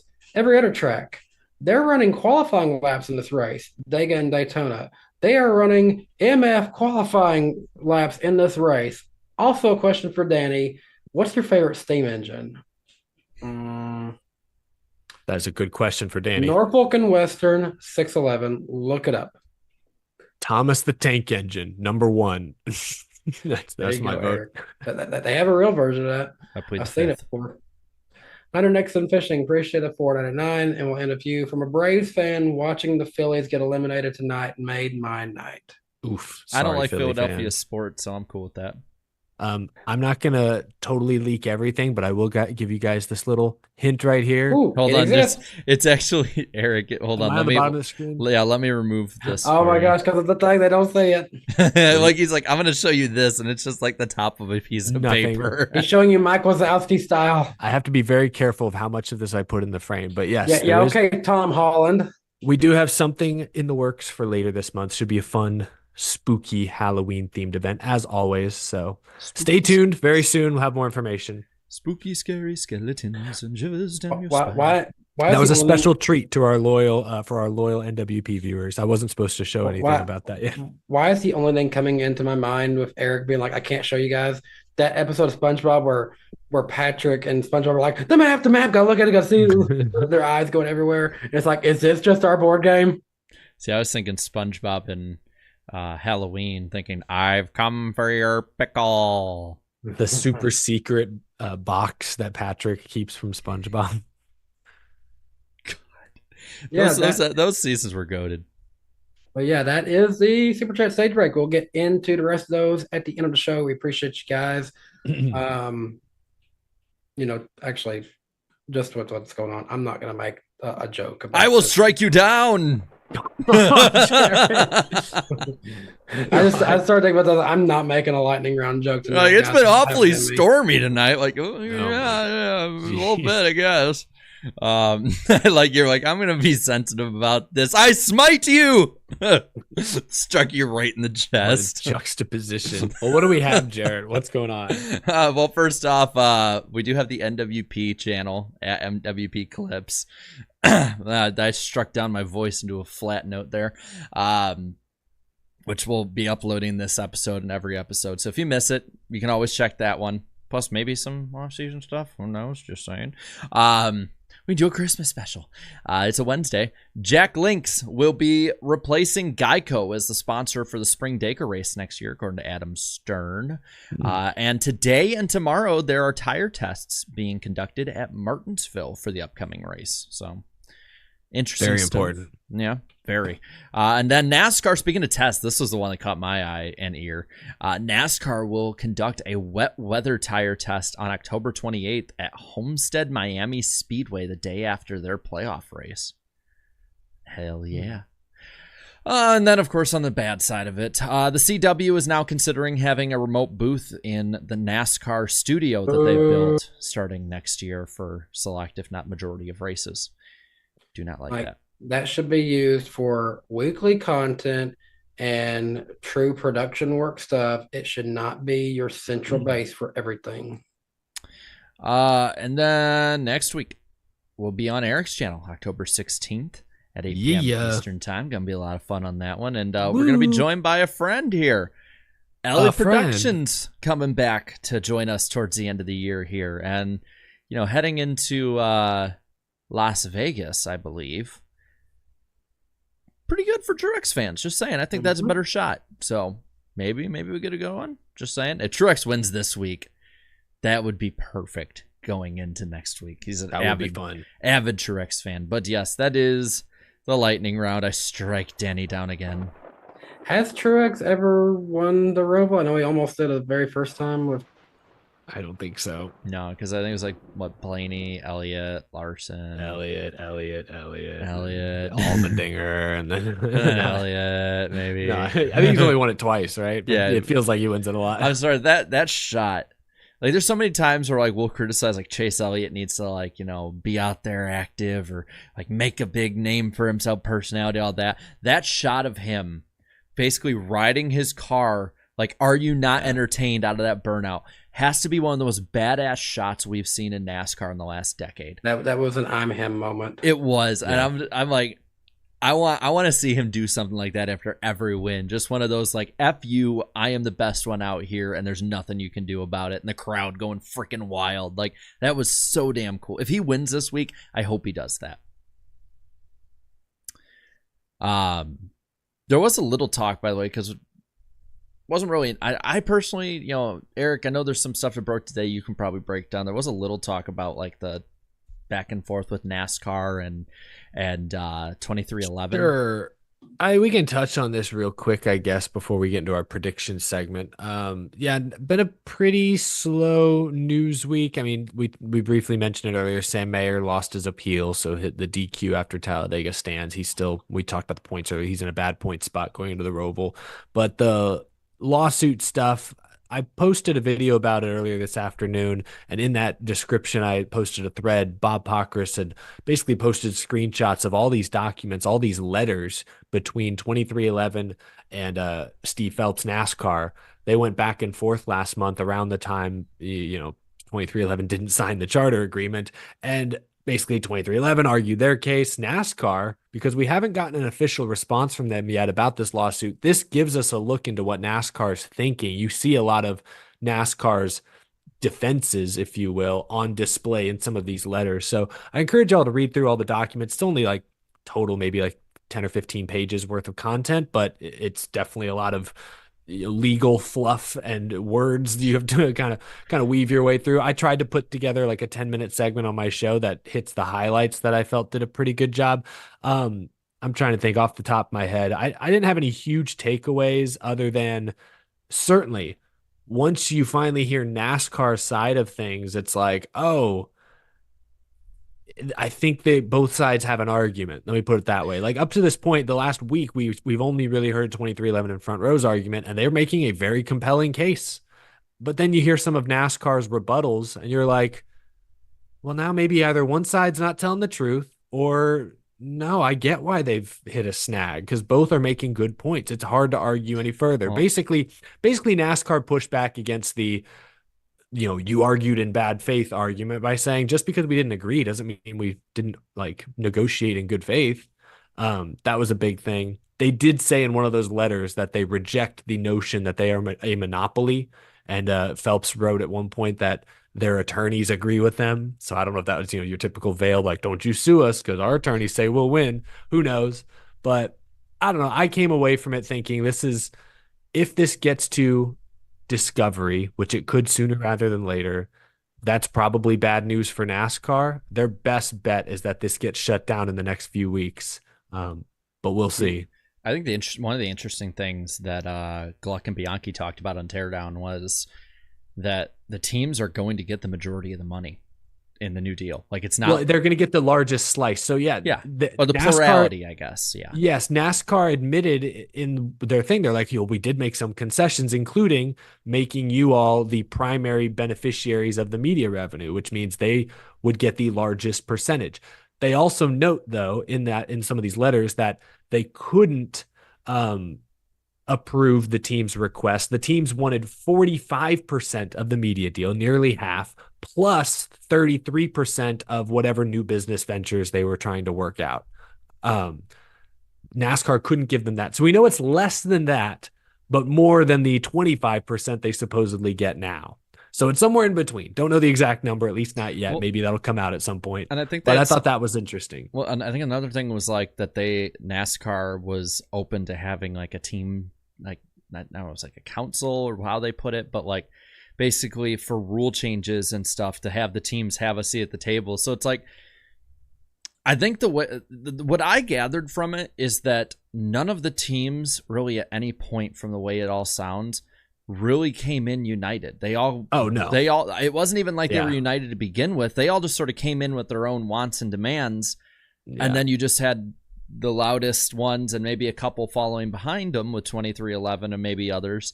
And you can't really get all the teams on board when some of them are okay with most of what NASCAR wants. Some of them are just wanting it to end, kind of like what Rick Hendricks said. Others, like Richard Childress this past week, are basically, all but we have a gun to our head and we need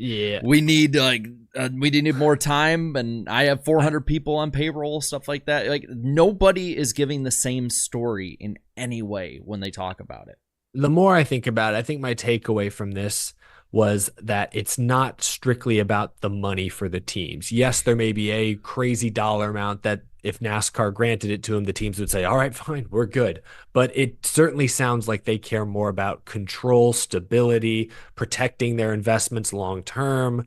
Like you mentioned, yes, NASCAR included something, I guess, called the Team Advisory Committee that supposedly would let them in on more of the rules and negotiate or governing process. But like it's very unofficial. I don't, that's not what the teams are looking for.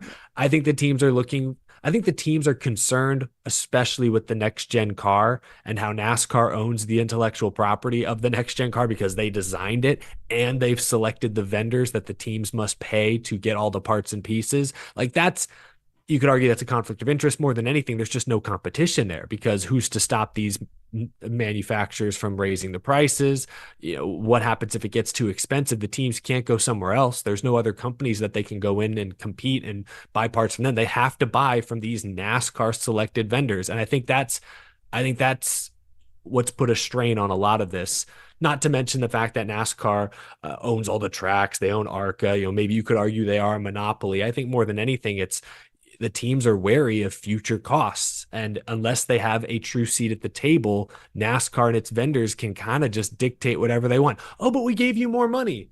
That sounds great in the short term, but if the prices get out of control at some point in the long term, the teams would probably rather have that control. I guess that was my takeaway, is that yes, it's obviously all about money at its core, but not just the media revenue. The teams want a larger seat at the table to protect against any major rule changes that would cost them a lot of money down the line. That was the vibe I got, which I don't know how you compromise on that. Maybe you do, maybe you don't.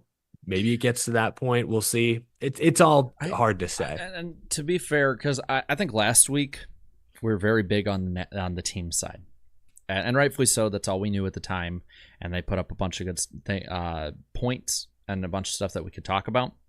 Yeah. So I don't think that, seeing the NASCAR side now like we have and talking about that is necessarily too out there. I don't think we proved in any way we were supporting one side or the other. But with the NASCAR side, I want to play devil's advocate for some people out there because I know there's a lot of them that are very much against the France family, except for NASCAR Shill. He's definitely not. Salute you, NASCAR Shill. Fighting the good fight. But I want to kind of put it from the NASCAR perspective here for a moment. Not that I agree, but just as devil's advocate. That the teams, especially like the Denny Hamlin, front row sides, Michael Jordan, like they are asking for massive upheaval and change. Like in ways that is probably the biggest realignment, I'd say, since the 1970s modernization efforts of shortening the schedule, slimming it down, getting tracks that were, not able, probably stuff like that. I mean, that would be business-wise, that would be the biggest change probably in 50, 60 years in NASCAR. And it might even be bigger in some ways. But I think what you also have to think of is this TV deal was not negotiated probably with that big of a change, that far of a swing in mind. And you would see, I think you would see some major change. You probably see a lot of different divisions of different, whether it be tracks, NASCAR, whatever, slim down, cut down, whatever. If you remember, a lot of these races that NASCAR puts on, especially like Chicago Street Race, paid for a lot of ways by NASCAR. So I think that's probably a lot of NASCAR's thinking is like they've been open to changes based on what they said with those letters, which are letters back and forth. And I'm going to take them at their word for now on that. They've been open to those, but you can only make so many changes before, you go from bend, don't break to snapped. And now you're trying to fix something that's a dam broken. That's at least my devil's advocate side of it. Again, not legal, not a lawyer. Don't take legal advice from YouTubers. No, yeah, it is. It definitely reads like 2311 in front row and maybe a few other teams, though they won't say it publicly. It sounds like they want a total radical shift in the business. And so I don't blame NASCAR for being hesitant. Like, I don't blame NASCAR for pushing back and saying, whoa, you want what and how much and what? Like, but that's where I feel, and I think the teams would argue there should have been more compromise. And I don't know what's correct. I don't know what's well within NASCAR's rights and what isn't. Is there any validity to the argument that NASCAR is acting unfairly as a monopoly? I have no idea. I'm not wise enough to predict that. But to your point, Jared, I think you're exactly right. NASCAR says we've done things a certain way for many, many years, and you're wanting to completely upend 90% of that. We don't like that idea. Like, let's not do that. I can't blame them for thinking that way. I just hope there's a middle ground they can eventually meet on. Because at the same time, the way the France family has run things worked for many years. Just done nowadays. You can't necessarily argue it's working nowadays. Not perfectly, at least. There's a lot of kinks in the machine right now. I don't think you could argue it's worked at least a positive light in any way, really, since probably the recession in '08. Like, that's like when the business model faltered. That's when a ton of teams had to merge to survive, had to shut down. I mean, long-lasting legacy teams. First one I'm thinking is like Morgan McClure around, that similar time frame and others. So it's like, it has not worked in a lot of ways. And the teams brought up a great point too, that like of the, 16 chartered teams or like 11 or whatever at that time have shut down or changed in some way or what. I don't know what the numbers were off the top of my head, but it has not worked. In that way, it does need changing. Well, and Larson's point at the track this weekend that NASCAR driver salaries are among the only athlete salaries in pro sports to go down the past decade, I think does speak to the fact that the sport's not as prosperous as it could be, certainly when compared to other sports that are run a more conventional way, not family owned, strong arm. So I think again, both sides make some valid arguments, valid claims. We'll just see where this goes. I think that's where we can kind of leave it. Maybe we can end off. What do you think of not Jim France's burner account saying the state of the sport is strong? Stop spreading lies. I love the burner meme accounts, man. Those are just funny as hell. Those are funny. We can probably move on. Prediction segment, is that on deck? Prediction poll. Yeah, that sounds good. Is that a poll? Poll. Well, here's what we got. So each host make up to 3 NASCAR motorsports or show-related predictions. We keep track each week of the right and wrong prediction answers and keep predictions kind of concise, 2 to 3 years. We can fudge around with the rules. It's not the end of the world, end all be all, but just concise enough that I can quantify it. Accountability, my end, pretty middle of the ground week, middle of the road. I said there would be a 13-plus car crash at least once during the Talladega weekend. I got it in trucks. Then I think it got amended to 12 at one point, but the 28 car won it for me. Yeah. I did say a Ford would win. I was 6/1000ths of a second away from getting that one correct. That's a tough one. Eric. How'd I do? Rough week, buddy. What? You said Toyota would win 2 or more 2024 Speedway races on the super speedways. They won 1. When the hell did I say that? Did I say that in you said January? You said that, yeah. I think the first episode we did this. Wow.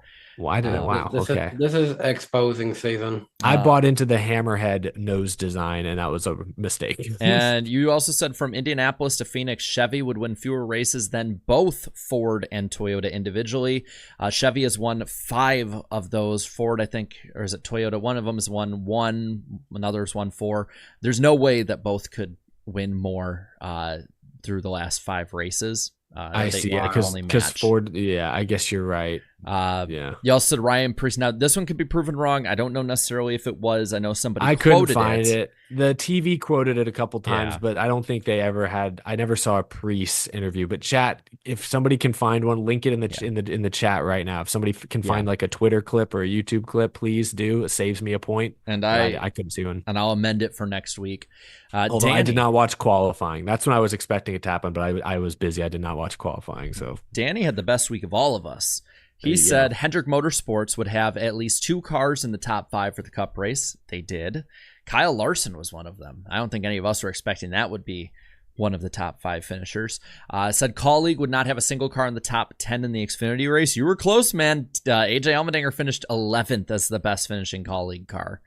The others crashed out. But you did say there'd also be 2 flips across the Talladega weekend. That was your lone prediction that was off. There wasn't a single one. But you know what? I mean, pretty good week overall. So prediction percentage, what we're looking at, I'm still in the lead at 46.15, Eric at 34.57, and Danny at 29.41. The funny part is, and we talked about this before the show a little bit, Danny, is that like mine, I have a lot of long overarching ones for the season. So like for me, 65 predictions have come off the board and I have a pretty good percentage.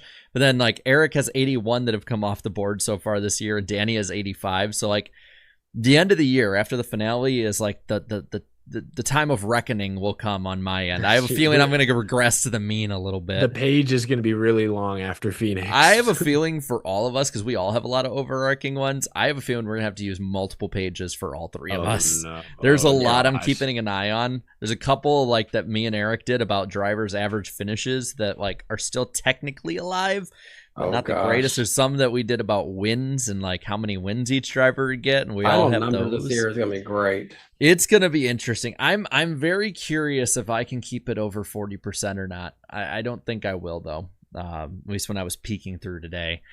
But I'll lead us off. We'll do 3 times around the room on this one. And I'll put this one as my prediction. There's some fast tracks coming up. Crazy things have happened at short tracks, but I am going to put the prediction of this.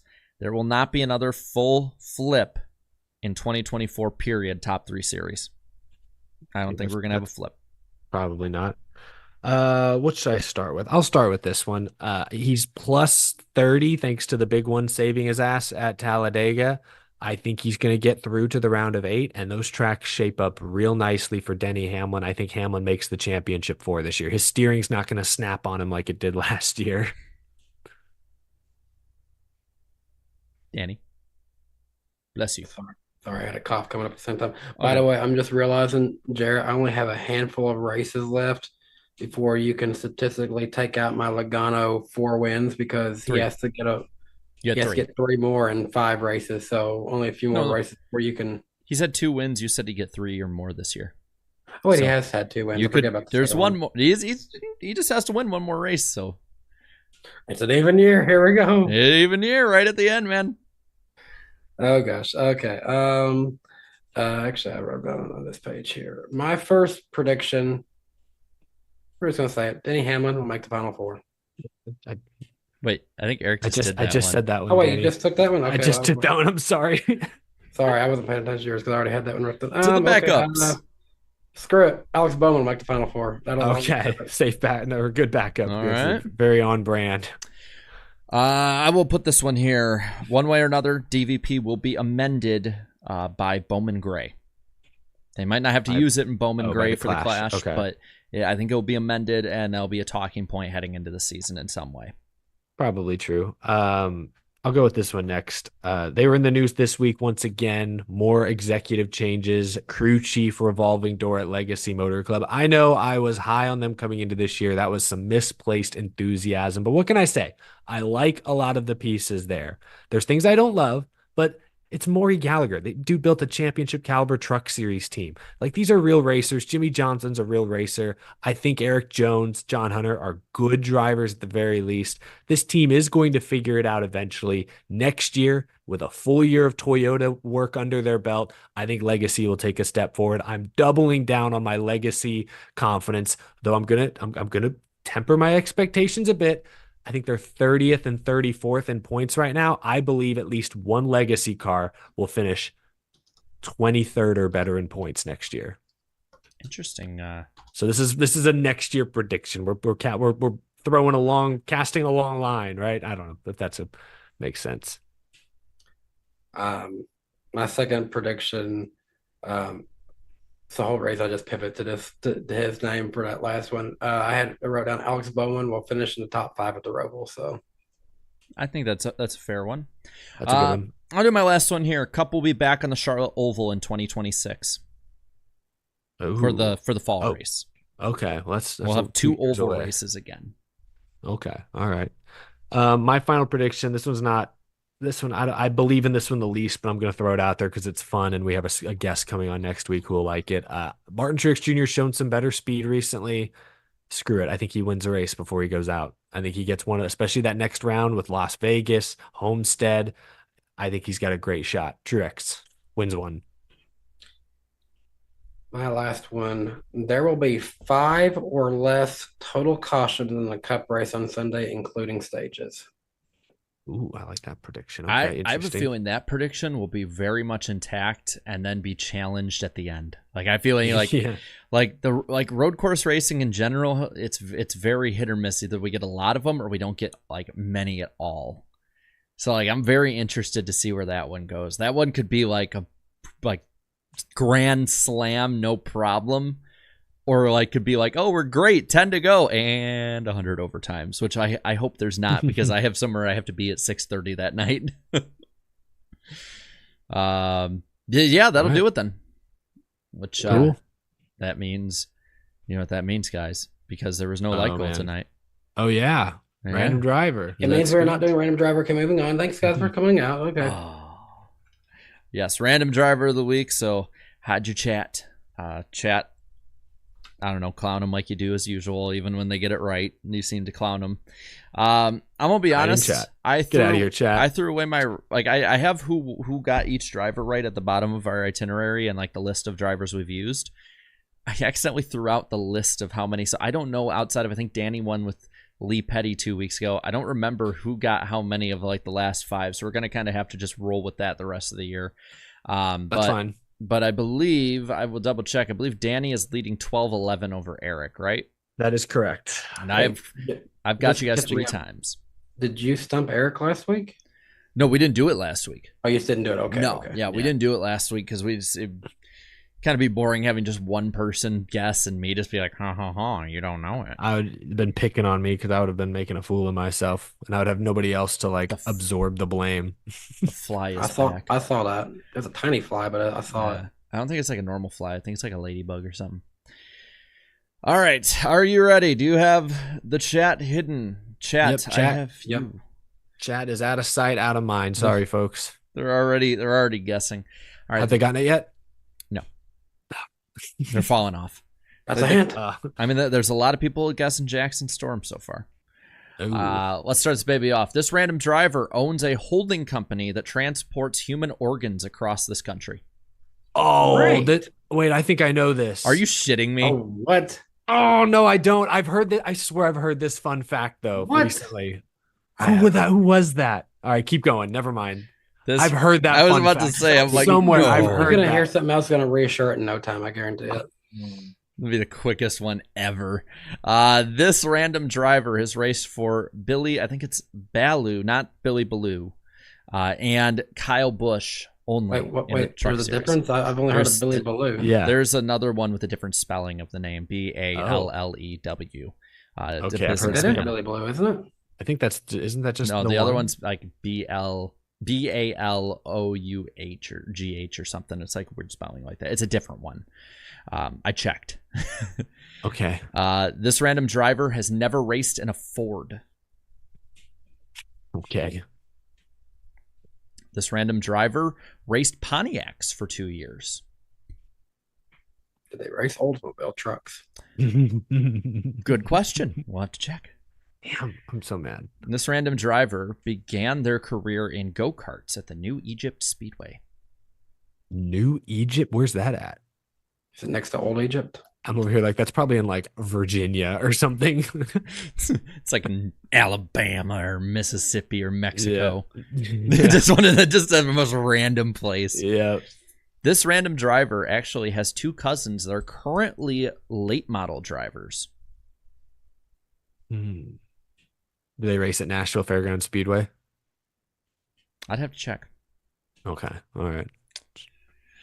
This random driver is an avid Philadelphia Eagles fan. Oh. Wonder what their thoughts of Nick Sirianni are. Mm. This random driver holds the record for the hardest recorded hit in a crash at the Martinsville Speedway. That's an interesting record to hold. Like, do they have... okay, never mind. This random driver's uncle was, at one point, a modified driver.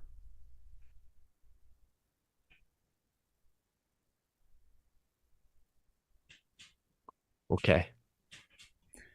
This random driver has 2 career IROC wins. Oh, so they were good enough for that.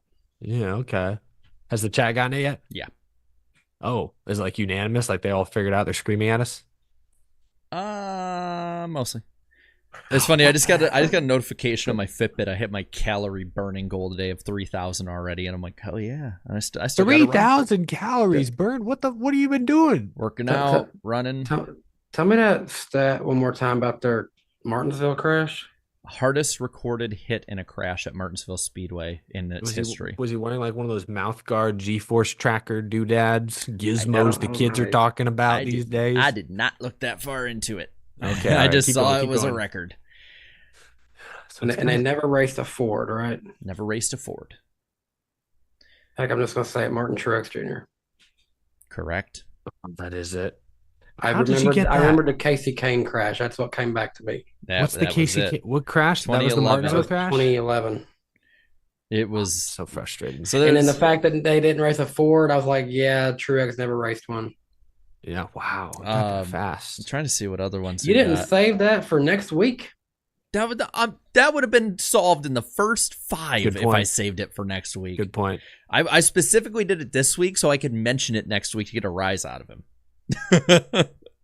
I'm looking at some of the other ones that might be in here. Wait, so tell me again about this organ thing. What? Yeah, has a holding company. So this company he owns transports human organs to hospitals that donors give, and when they pass, and for surgeries, stuff like that. So I don't think that's who I thought. I did talk to Ryan Truex recently, and that did not come up. But I still swear that I've heard recently something about a driver's organ transportation business they own. I swear that's come up somewhere recently. I don't think I would have figured out it was Martin Truex Jr. So from that, at least. Danny has taken a 13-11 lead on the year. We've been so even all year. What is happening? It's crazy. Yeah, I just needed to hear that Martinsville one again because like out of all the Martinsville crashes I can think of, that one, Truex and Kane, is the one I always think of. So on some of the other ones here, actually this past weekend, this is what got me to want to do his. I was going to use this, is that actually he had a record for the longest amount of time between a first and fourth win of any Cup driver ever was just broken this weekend by Ricky Stenhouse. Ah, yeah, because so there's that.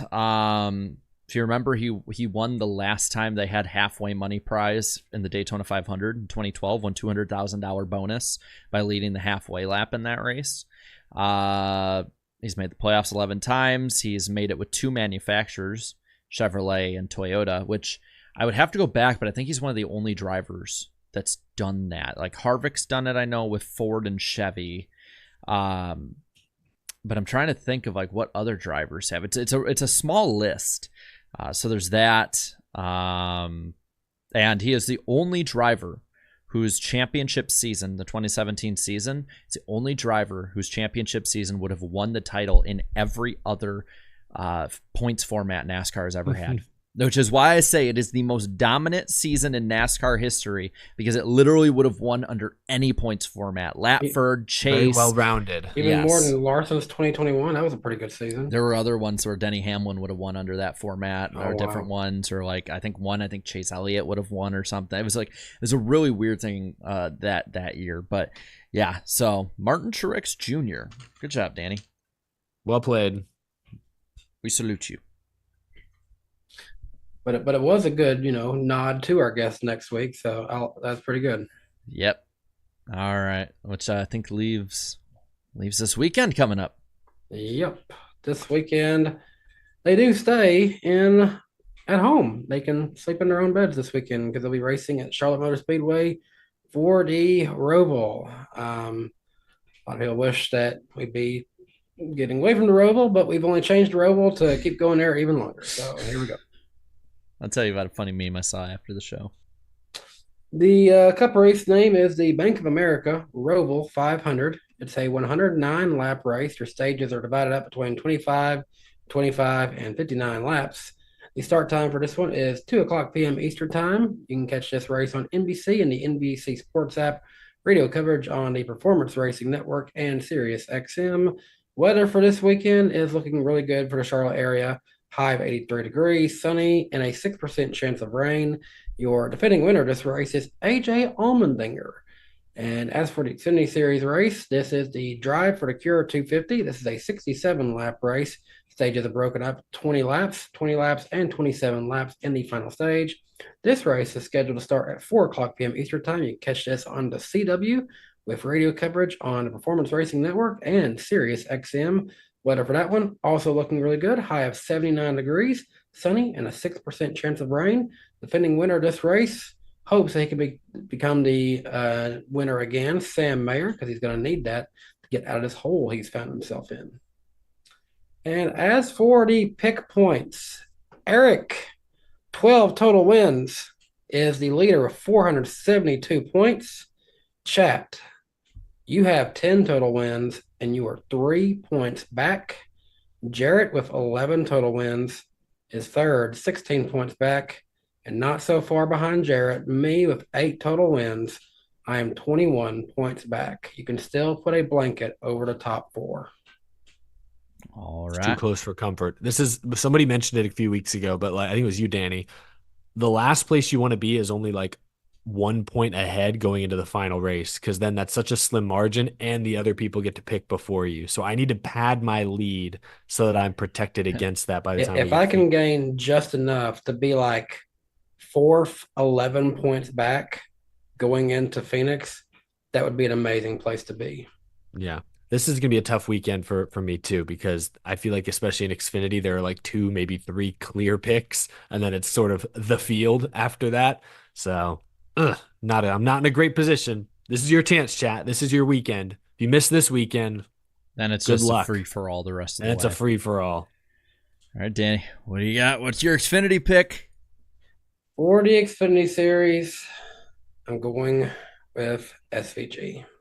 There's one. Oh man, I thought you were gonna go with it's my number 2 pick, but I was wanting SVG bad, so I'll go with the guy who's really damn good here. I'll go AJ. There's number 2. Okay, chat. Who are you gonna pick the third one? It's kind of, I guess, after the top 2, it's not exactly like obvious who to pick next. We got to get them the cycle. They're still saying AJ and Shane. They can't have that one. Yeah, that went away quick. All right, let's see who they got. Sam Mayer, Seeing a lot of ones. some 20s. Is it Almirola in the 20 this week? Yeah, he's in the 20 the rest of the year. I'm A lot of ones. Some all guys. Seeing think some I think it's Justin, Sam but I think Mayer. it's majority ones. I'm going to give him Sam Mayer. All right. Well, he was not in my top 4, so I will be okay with that. It's not a bad pick. He's obviously won at road courses before, but he's got a lot of pressure this week. Oh, man. Pressure. I don't know. Do I want to go with the wild card or do I pick the safer bet? I don't know. What do you think is? What's safer in this case? I picked Sheldon Creed a few weeks ago, and he had his worst race in like 2 months. So I'm not picking Sheldon Creed. I will go with Cole Custer. Jared, are you okay? Yeah, You I don't seeing know if it ghosts? was something outside or if it was my dog making a noise. So I went. Was it me? I was doing like a Perry no, the it wasn't. It Platypus. wasn't you. It was somewhere out there. I might check that really quick. Can I just Oh, give you there my you are, Perry. Perry the Platypus? Can I give you my dark horse and suck pick and then go check out what that was real quick? Yeah. And real quick, what was your Xfinity pick again, Eric? Sorry. Custer. Okay. My suck pick is Denny, and my dark horse because he's actually kind of good here is Bubba. Oh, be okay. right Go back. check on that dog. Yeah, I'll be Danny, right who's back. your? Yeah. Let's just do them both back to back. Danny, who's your sucking dark horse? My suck pick is Kyle Busch. Oh, My underdog, because it's his first Cup start. I don't remember if he ran an Xfinity race here. His first Cup start, though, is Carson Hocevar. I feel like this is probably something he's done a lot on iRacing and might translate well into once he gets out there. I don't know what he's going to finish, but I'd say if he finishes top 20, that'd be good for him.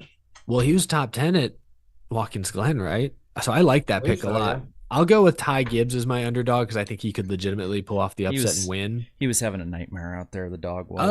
Oh gosh. That's so sad. Yeah. Oh, he'll be okay. And he My came up.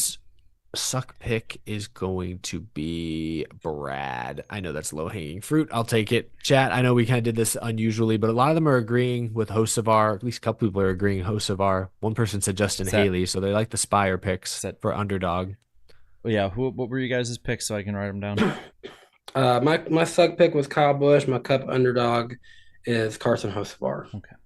I had Gibbs as my underdog and Bad Brad as my suck pick. Someone pointed out Kyle Busch has three straight top fives of the Roval, and I just will never forget him rage quitting this race. So, And the chat has who?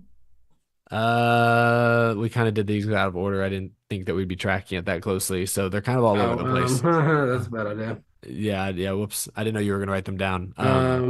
They're kind of all over the place. I Like see, we legitimately didn't I organize see it. a suck six. So Brad sucks. Underdog 2. I see that. So there you go. 6-2. Good one. They're trying to say Harrison Burton now. Too late. You missed your chance. So who's gonna win? Yeah, who is gonna win? I guess Danny goes first for this. Who's gonna win? Christopher Bell. Oh, okay. Well, you know, I'm in a weird position in my opinion because I'm like, I can be taken out of the battle for the win. I can be, brought right back into it. But I kind of want to make sure I get points in a safe way, and I might leave some good ones on the table for you guys, but I also might get a good win out of this. So I've been high on this guy for a while. He's been showing a lot more speed at these tracks. I really like this pick. I'm going Alex Bowman. I knew it. You're going with him. He doesn't have the high end potential that a Bell and Elliott, that Larson was literally going to be my pick for that exact same rationale, but that's okay. I have some other good ones. He did finally break through and win a road course race this year. That's my biggest reason I don't pick him for this one, because yes, he finishes good here, but he's never won here. He did win a road course race, so a unique road course. His worst finish was like 8th, and like these races are so topsy turvy that I get it's a new layout, so maybe it'll throw him for a loop, but I don't think so. So chat is going 13. SVG. SVG's in 13, right? Or is that AJ? Because I see mostly 13s and check the entry list SVGs. because I don't remember who's who. Yeah, double check to make sure. I think SVG's in the 13, because if that's the case, then it's unanimous almost that they're picking Gisbergen. Getting there. Van Gisbergen. The 13 is SVG. All right. Take it, chat. That's fine. That's a good pick. I'm gonna go with a wild one. This one might be a little wild. I think Ross Chastain's gonna win. He's been really good lately. Good road racer. You were the one that called Ross to win at Coda a couple years ago. That's true. I've had good luck with Ross at road courses. I looked this up earlier. He has the best average running position on road courses this year, I believe, excluding Chicago. And sounds kind of unusual. And hey, that particular Coda race, it was Chastain who won. Arguably, probably would have been Alex Bowman had he not received a punt from Ross to AJ and then into him. To be fair, we had a colleague car up there. We had the 48, and we had Ross up there. So the odd one out and Bell was, I think, actually charging at the end of that one too. So you can draw the parallels. It's like poetry. It rhymes. I'm going for Christopher Bell to do the thing again and be like, I wasn't part of your story, was I? Catchphrase. Well, that was fun. We got the final super chat stage break. Is that all that's left? Yeah. Yep. So we last left off with Hunter Nixon fishing. So we're gonna pick up with hold up, reset a little bit. Mikey Hyde, appreciate $1.99. Once again, told us earlier that he won the mullet Talladega contest. Mullet Mike. Nice. Hashtag mullet Mike. Congratulations, mullet Mike. GN NASCAR fan 24, appreciate the $5. As someone on the Disney college program, Eric, what was your experience with hurricanes? His shift ended at 2:30 p.m. today, and all the parks are closed tomorrow. A lot of rain and wind. Yeah, I replied to his comment earlier. I don't think I went through any hurricanes that forced the parks to close when I was there. When I was there was anytime there's a hurricane, usually the crowds are really low for a couple days, so it's kind of nice if you're working or hanging out there. But yeah, just hope. I saw you post in the chat that he has a good number of snacks and water and supplies, so should be stocked up good. Just stay safe, take it easy for a day or two, and if he has to drive to work, I guess just drive slow, keep your eyes on the road, watch out for big puddles, turn around, don't drown. The classic phrase. I don't know where he's from. I don't know if G and NASCAR fan is from Florida and is used to Florida roads or what, but yeah, that's all. Yeah, I Stay do safe. I do know another person who watches our show. He works with the trains at Walt Disney World, and he was telling me that a lot of the staff are being allowed to stay in resorts there at Disney. So that's nice. At least nice. They've kind of got everyone in a collective area and with their families, I'm assuming. So that's kind of good to see. But definitely stay safe down there. Bailey Riker, appreciate $1.99. Herbst is an underrated road course racer. I would agree with that. Mm-hmm. I agree with that. He's going to need to be just to make sure he stays safe. Where was he at again? He was He was 20 points to the good, so fairly good, but anything could go wrong at a road course race this weekend too. So he's gonna need to beat that underrated road course racer this weekend and make sure he doesn't go away because he's 7th right now in the standings. So good luck, Herbst. NASCAR 24-14. Appreciate the 9.99. Hey, NWP guys, Talladega. I didn't watch any with nice weather. Didn't watch any. Probably there was nice weather there, so they didn't watch it. Oh, okay. I think. Tough. Just because they were outside. Imagine going outside and touching grass. Couldn't be me.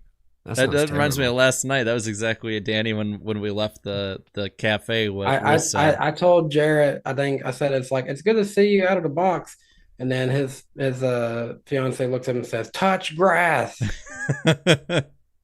She ain't and wrong. I pointed at the lake beside us and said, "Touch lake." I almost ran like that meme in Cloudy with a Chance of Meatballs. The officer was just like Tom Cruise running. Trucks, Enfinger, shocks Dega again. Xfinity, Wrong Smith won again. Tame race compared to Cup. Cup was pretty tame until it wasn't. 5 to go. Yep. Red Dog 81, appreciate $10. I just saw my Mets win live to clinch the NLDS, and I still had to come in here to mock Kyle Busch's last lap move. Call me a King Richard fan and press F for Kyle Busch because I'm a petty, petty man. He is a certified Kyle Busch hater. Took time out of his epic baseball celebration to dunk on Kyle Busch. Here. Wow. That's he deserves a trophy for that. That's so dedication. Congratulations to the Mets. I'm not much of a baseball fan, but I know how bad it's been for them for a little while. I know they've been sort of spinning their gears, spinning their wheels for a while. Good for the Mets. I'm just anyone but the Yankees, Dodgers. Sorry, Yankees and Dodgers fans. I just anybody else, please. Oh, ignore the Dodgers hat and Dodgers bobblehead. I just went to a game and got that stuff. That's great. I'm glad you gave them money. I'm not glad he gave them money. Well, I gave Lids money for the hat, and the bobblehead was given to us free. But I guess I went to a game, bought a dog. So was it $1 hot dog at least? Did you get a good deal? Oh no, it was not $1. No, it was full price. Damn it! Yeah, That's how they can afford to buy all these free agents. Give me Martinsville hot dog any day. That was not that great of a hot dog, in all honesty. Let's see here. NASCAR 24-14, appreciate the $4.99. Dega Cup, 4 wide. You're kidding, right? Biggest wreck. Joke, right? Winner won with damage and terrible red flag calls. Yeah. Antar Das, appreciate the $4.99. Eric, I'll be in Fort Worth in March. Where should I go other than Buc-ee's? Also, I'm a pre-law student, grinning evilly, wanting NASCAR to open their books. I'll let Eric give his answer, but definitely In and Out. So you've probably spent did you say In and Out? I mean, I don't have it around me. If you're going to Fort Worth, get it. What the hell? Danny's gone full Los Angeles on me in the last 3 minutes. This is inexcusable. Sure, In and Out Burger's good, but if you're going to Fort Worth, Worth, better in Texas than it was in California. I'm just saying that. Interesting. Well, Texas is better in California. Well, I haven't spent that much time in Fort Worth, so actually Danny's probably more qualified. He's been there more recently than I have. Last time I was there was for a concert, and I ate this good taco place. I think it was called Taco Heads. It was kind of fun, outdoorsy vibe. Hopefully the weather's good. Rustic taco place. You're in Texas, tacos are usually good. Other than that, I hear the stockyards are cool. I went once a long time ago. It's very stereotypical Texas, but kind of fun for tourists. Outside of the racetrack, I haven't spent a whole lot of time in Fort Worth, but I hope you have fun. Welcome to Texas. Have a good time. Stay cool. Antar Das, appreciate another $4.99 coming from you. I called Connor Zilish a GOAT level potential talent. You guys told me to pump the brakes. Am I okay to step on the gas again? Lightly press the gas. Don't floor it because he's still got a long career. Be happy, but it's a long way to go. Yeah, generational all time. I mean, that's Jeff Gordon won like double-digit races his like second, third, fourth years in the Cup Series. That term gets thrown around way too much. Generational talent, the best talent since Jeff Gordon, Dale, or like let's just let the kid do his thing. He's good. We He's really fought good. we thought this when we saw Ty Gibbs starting to dominate the Xfinity Series, and yet here we are now where he is in the Cup Series, and it's like, okay, Give him time. let off the throttle, you know. Yeah, give him time.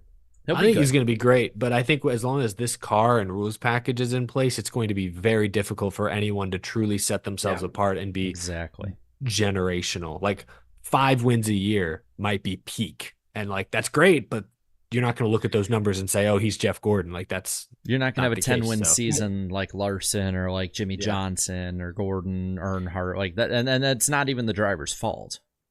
No, it's a combination of factors. But he is very good. Like he's one of the best. Yeah. He's probably top 5 prospect I've seen since we've been doing this show. Mm-hmm. Maybe that's steep because we saw. Who was? I mean, who's come up since we started doing this show? It was William Byron's first year, and he was a good prospect for a while. But it took him a while to get in. We were doing the show when we saw Chase Briscoe and Austin Cindric go from jokes in the 60 to becoming legit Xfinity Series champions / contenders. Good point. But see, I would say Zilich is probably a slightly hotter prospect than both of them. Yeah, I would say so. We saw Gregson come through the ranks. He's looked okay at times. Yeah, but he was never one like he was definitely one that people like overrated the talent. Like he was great, but people were like, I think people pumped the brakes a bit, and then he started turning it on. I mean, Gibbs is the one. Gibbs to me, it's kind of started this like wave of super young drivers that like since we started the show. That have like caught everyone's eye. Polar opposite of the spectrum, though, we've sort of grown up with Ross Chastain, his rise to the ranks of the Cup Series. Would we count SVG as a prospect, or is he like a transplant? He's a transfer. He entered the transfer portal. He's a redshirt senior trying to get chasing one last natty. But yeah, it's I would say Connor Zilish right now. Lay off the throttle, but I won't be shocked if he wins like 5 or 6 races next year and probably wins the championship. Yeah. But I could also see him winning like 2 races and not really being a factor. I think in the same range though is Carson Guapel. I think he's one that a lot of people are gonna have to watch. He's gonna be pretty good. He's done really well in his limited time. Yep. Yeah, JRM's gonna have a great team next year. The biggest thing that's gonna stop those drivers next year is themselves and their inexperience. That's the only thing to me that I'm worried about with them. I think they have all the talent in the world to succeed. It's literally just gonna be, what they don't know. I'm excited though. I think Xfinity is gonna be really fun next year. Moving on, Alex Yanez, appreciate the $2. I think this is going back to when we were all digging on Daniel Suarez. He says, bringing back OG YouTube. Leave Daniel alone. Leave Daniel alone. Leave Brittany alone. Leave her alone. Alex Yanez with another $2. But really, though, as a 99er, yikes, hoping for a top 2 run. I said he could be really good at the Roval this weekend. I think that's possible. Don't count him out. I've never heard that phrase for Daniel Suarez fan, the 99er. I like that. That's interesting. That's a good one. Yeah. Bailey Reichert, appreciate the $4.99. Legacy Motor Club going multiple months without firing someone challenge. Impossible. Scrapyard 24C, appreciate the $5 from you. Let's say Chastain wins the race before Halloween. Do you think he'll smash a pumpkin instead of a watermelon for that? Ooh. It'd be interesting, but no, he's watermelon for life. It'd be a fun one. That would stick out forever. Like it would. As long as you have him in the background, despite all my rage, I feel. So let's see. The race before that would be. You should carve like a watermelon. Right? Carve a watermelon into the pumpkin before smashing it. I mean, I could see him winning Homestead, honestly. I could see that. He likes rim riding. I could see it. Hey, that's another one. That's another way you do a drinking game of how many times I say the same damn thing. How many times is Jeff Burton going to say ripping the boards? He's the last 2 years. It's like they really never said that on a broadcast. Then one year they're like, hey, guys, what if we just said this so much that when our fans go to sleep at night, their dreams, they just hear us, I need ripping the boards. Like, I'm dreaming about winning the lottery. That's not even close, but okay. This is actually a good one coming in here. BGWX Chasing, appreciate it, 999. Fun fact, I'm a huge weather nerd and storm chaser. Neither Daytona or Homestead will take significant impacts from this hurricane. I've seen many chats asking Daytona will see more, but nothing major. Yeah, it's up there in the northeast part of the state, and by the time it gets there, I think all reports say it's be like a Cat 1 or tropical storm by the time it would even get there. They'll get some rain. They're probably already getting a lot of rain, but I don't think they'll get the I'd storm say that surge or the damages that some of the other places are getting. the biggest threat that Daytona probably had was earlier in the day when the tornadoes were popping up. That's about the only real threat I think that they were ever in up there. And then Homestead was just too far south to be having a big impact on this one. Corbin Rogers, appreciate it, 999. Alex Bowman is the Ryan Newman and Jamie McMurray of NASCAR today, always getting top tens or consistent finishes all the time, wins every now and then. What do y'all think? What do y'all think is he in that category? He's better than them, I think. Personally, I think Newman was consistently he pretty runs dang better. good, though. I will say that. He's closer to Newman than McMurray, but he might have eclipsed both. I need to see a little more. Because But McMurray, I put more of a Clint Boyer type, not a Newman The type. thing with Newman is that his stats are so over amplified with the They're 8 so wins in skewed that from the 1 early year. 2000s. Yeah, just 2003. I mean, like, how many wins does Newman have? Like 18, and like 8 of them came in 2003. it's a good point. To be fair, he did get a lot of what's the word? Poles. Crown Jewel races, a lot of poles. He got a lot of Crown Jewel wins though towards the latter part of his career. Fair enough, yeah. The 2008 Daytona 500. Shout out to is it Vodi or Vadi who uploaded that one. I was thinking for a minute.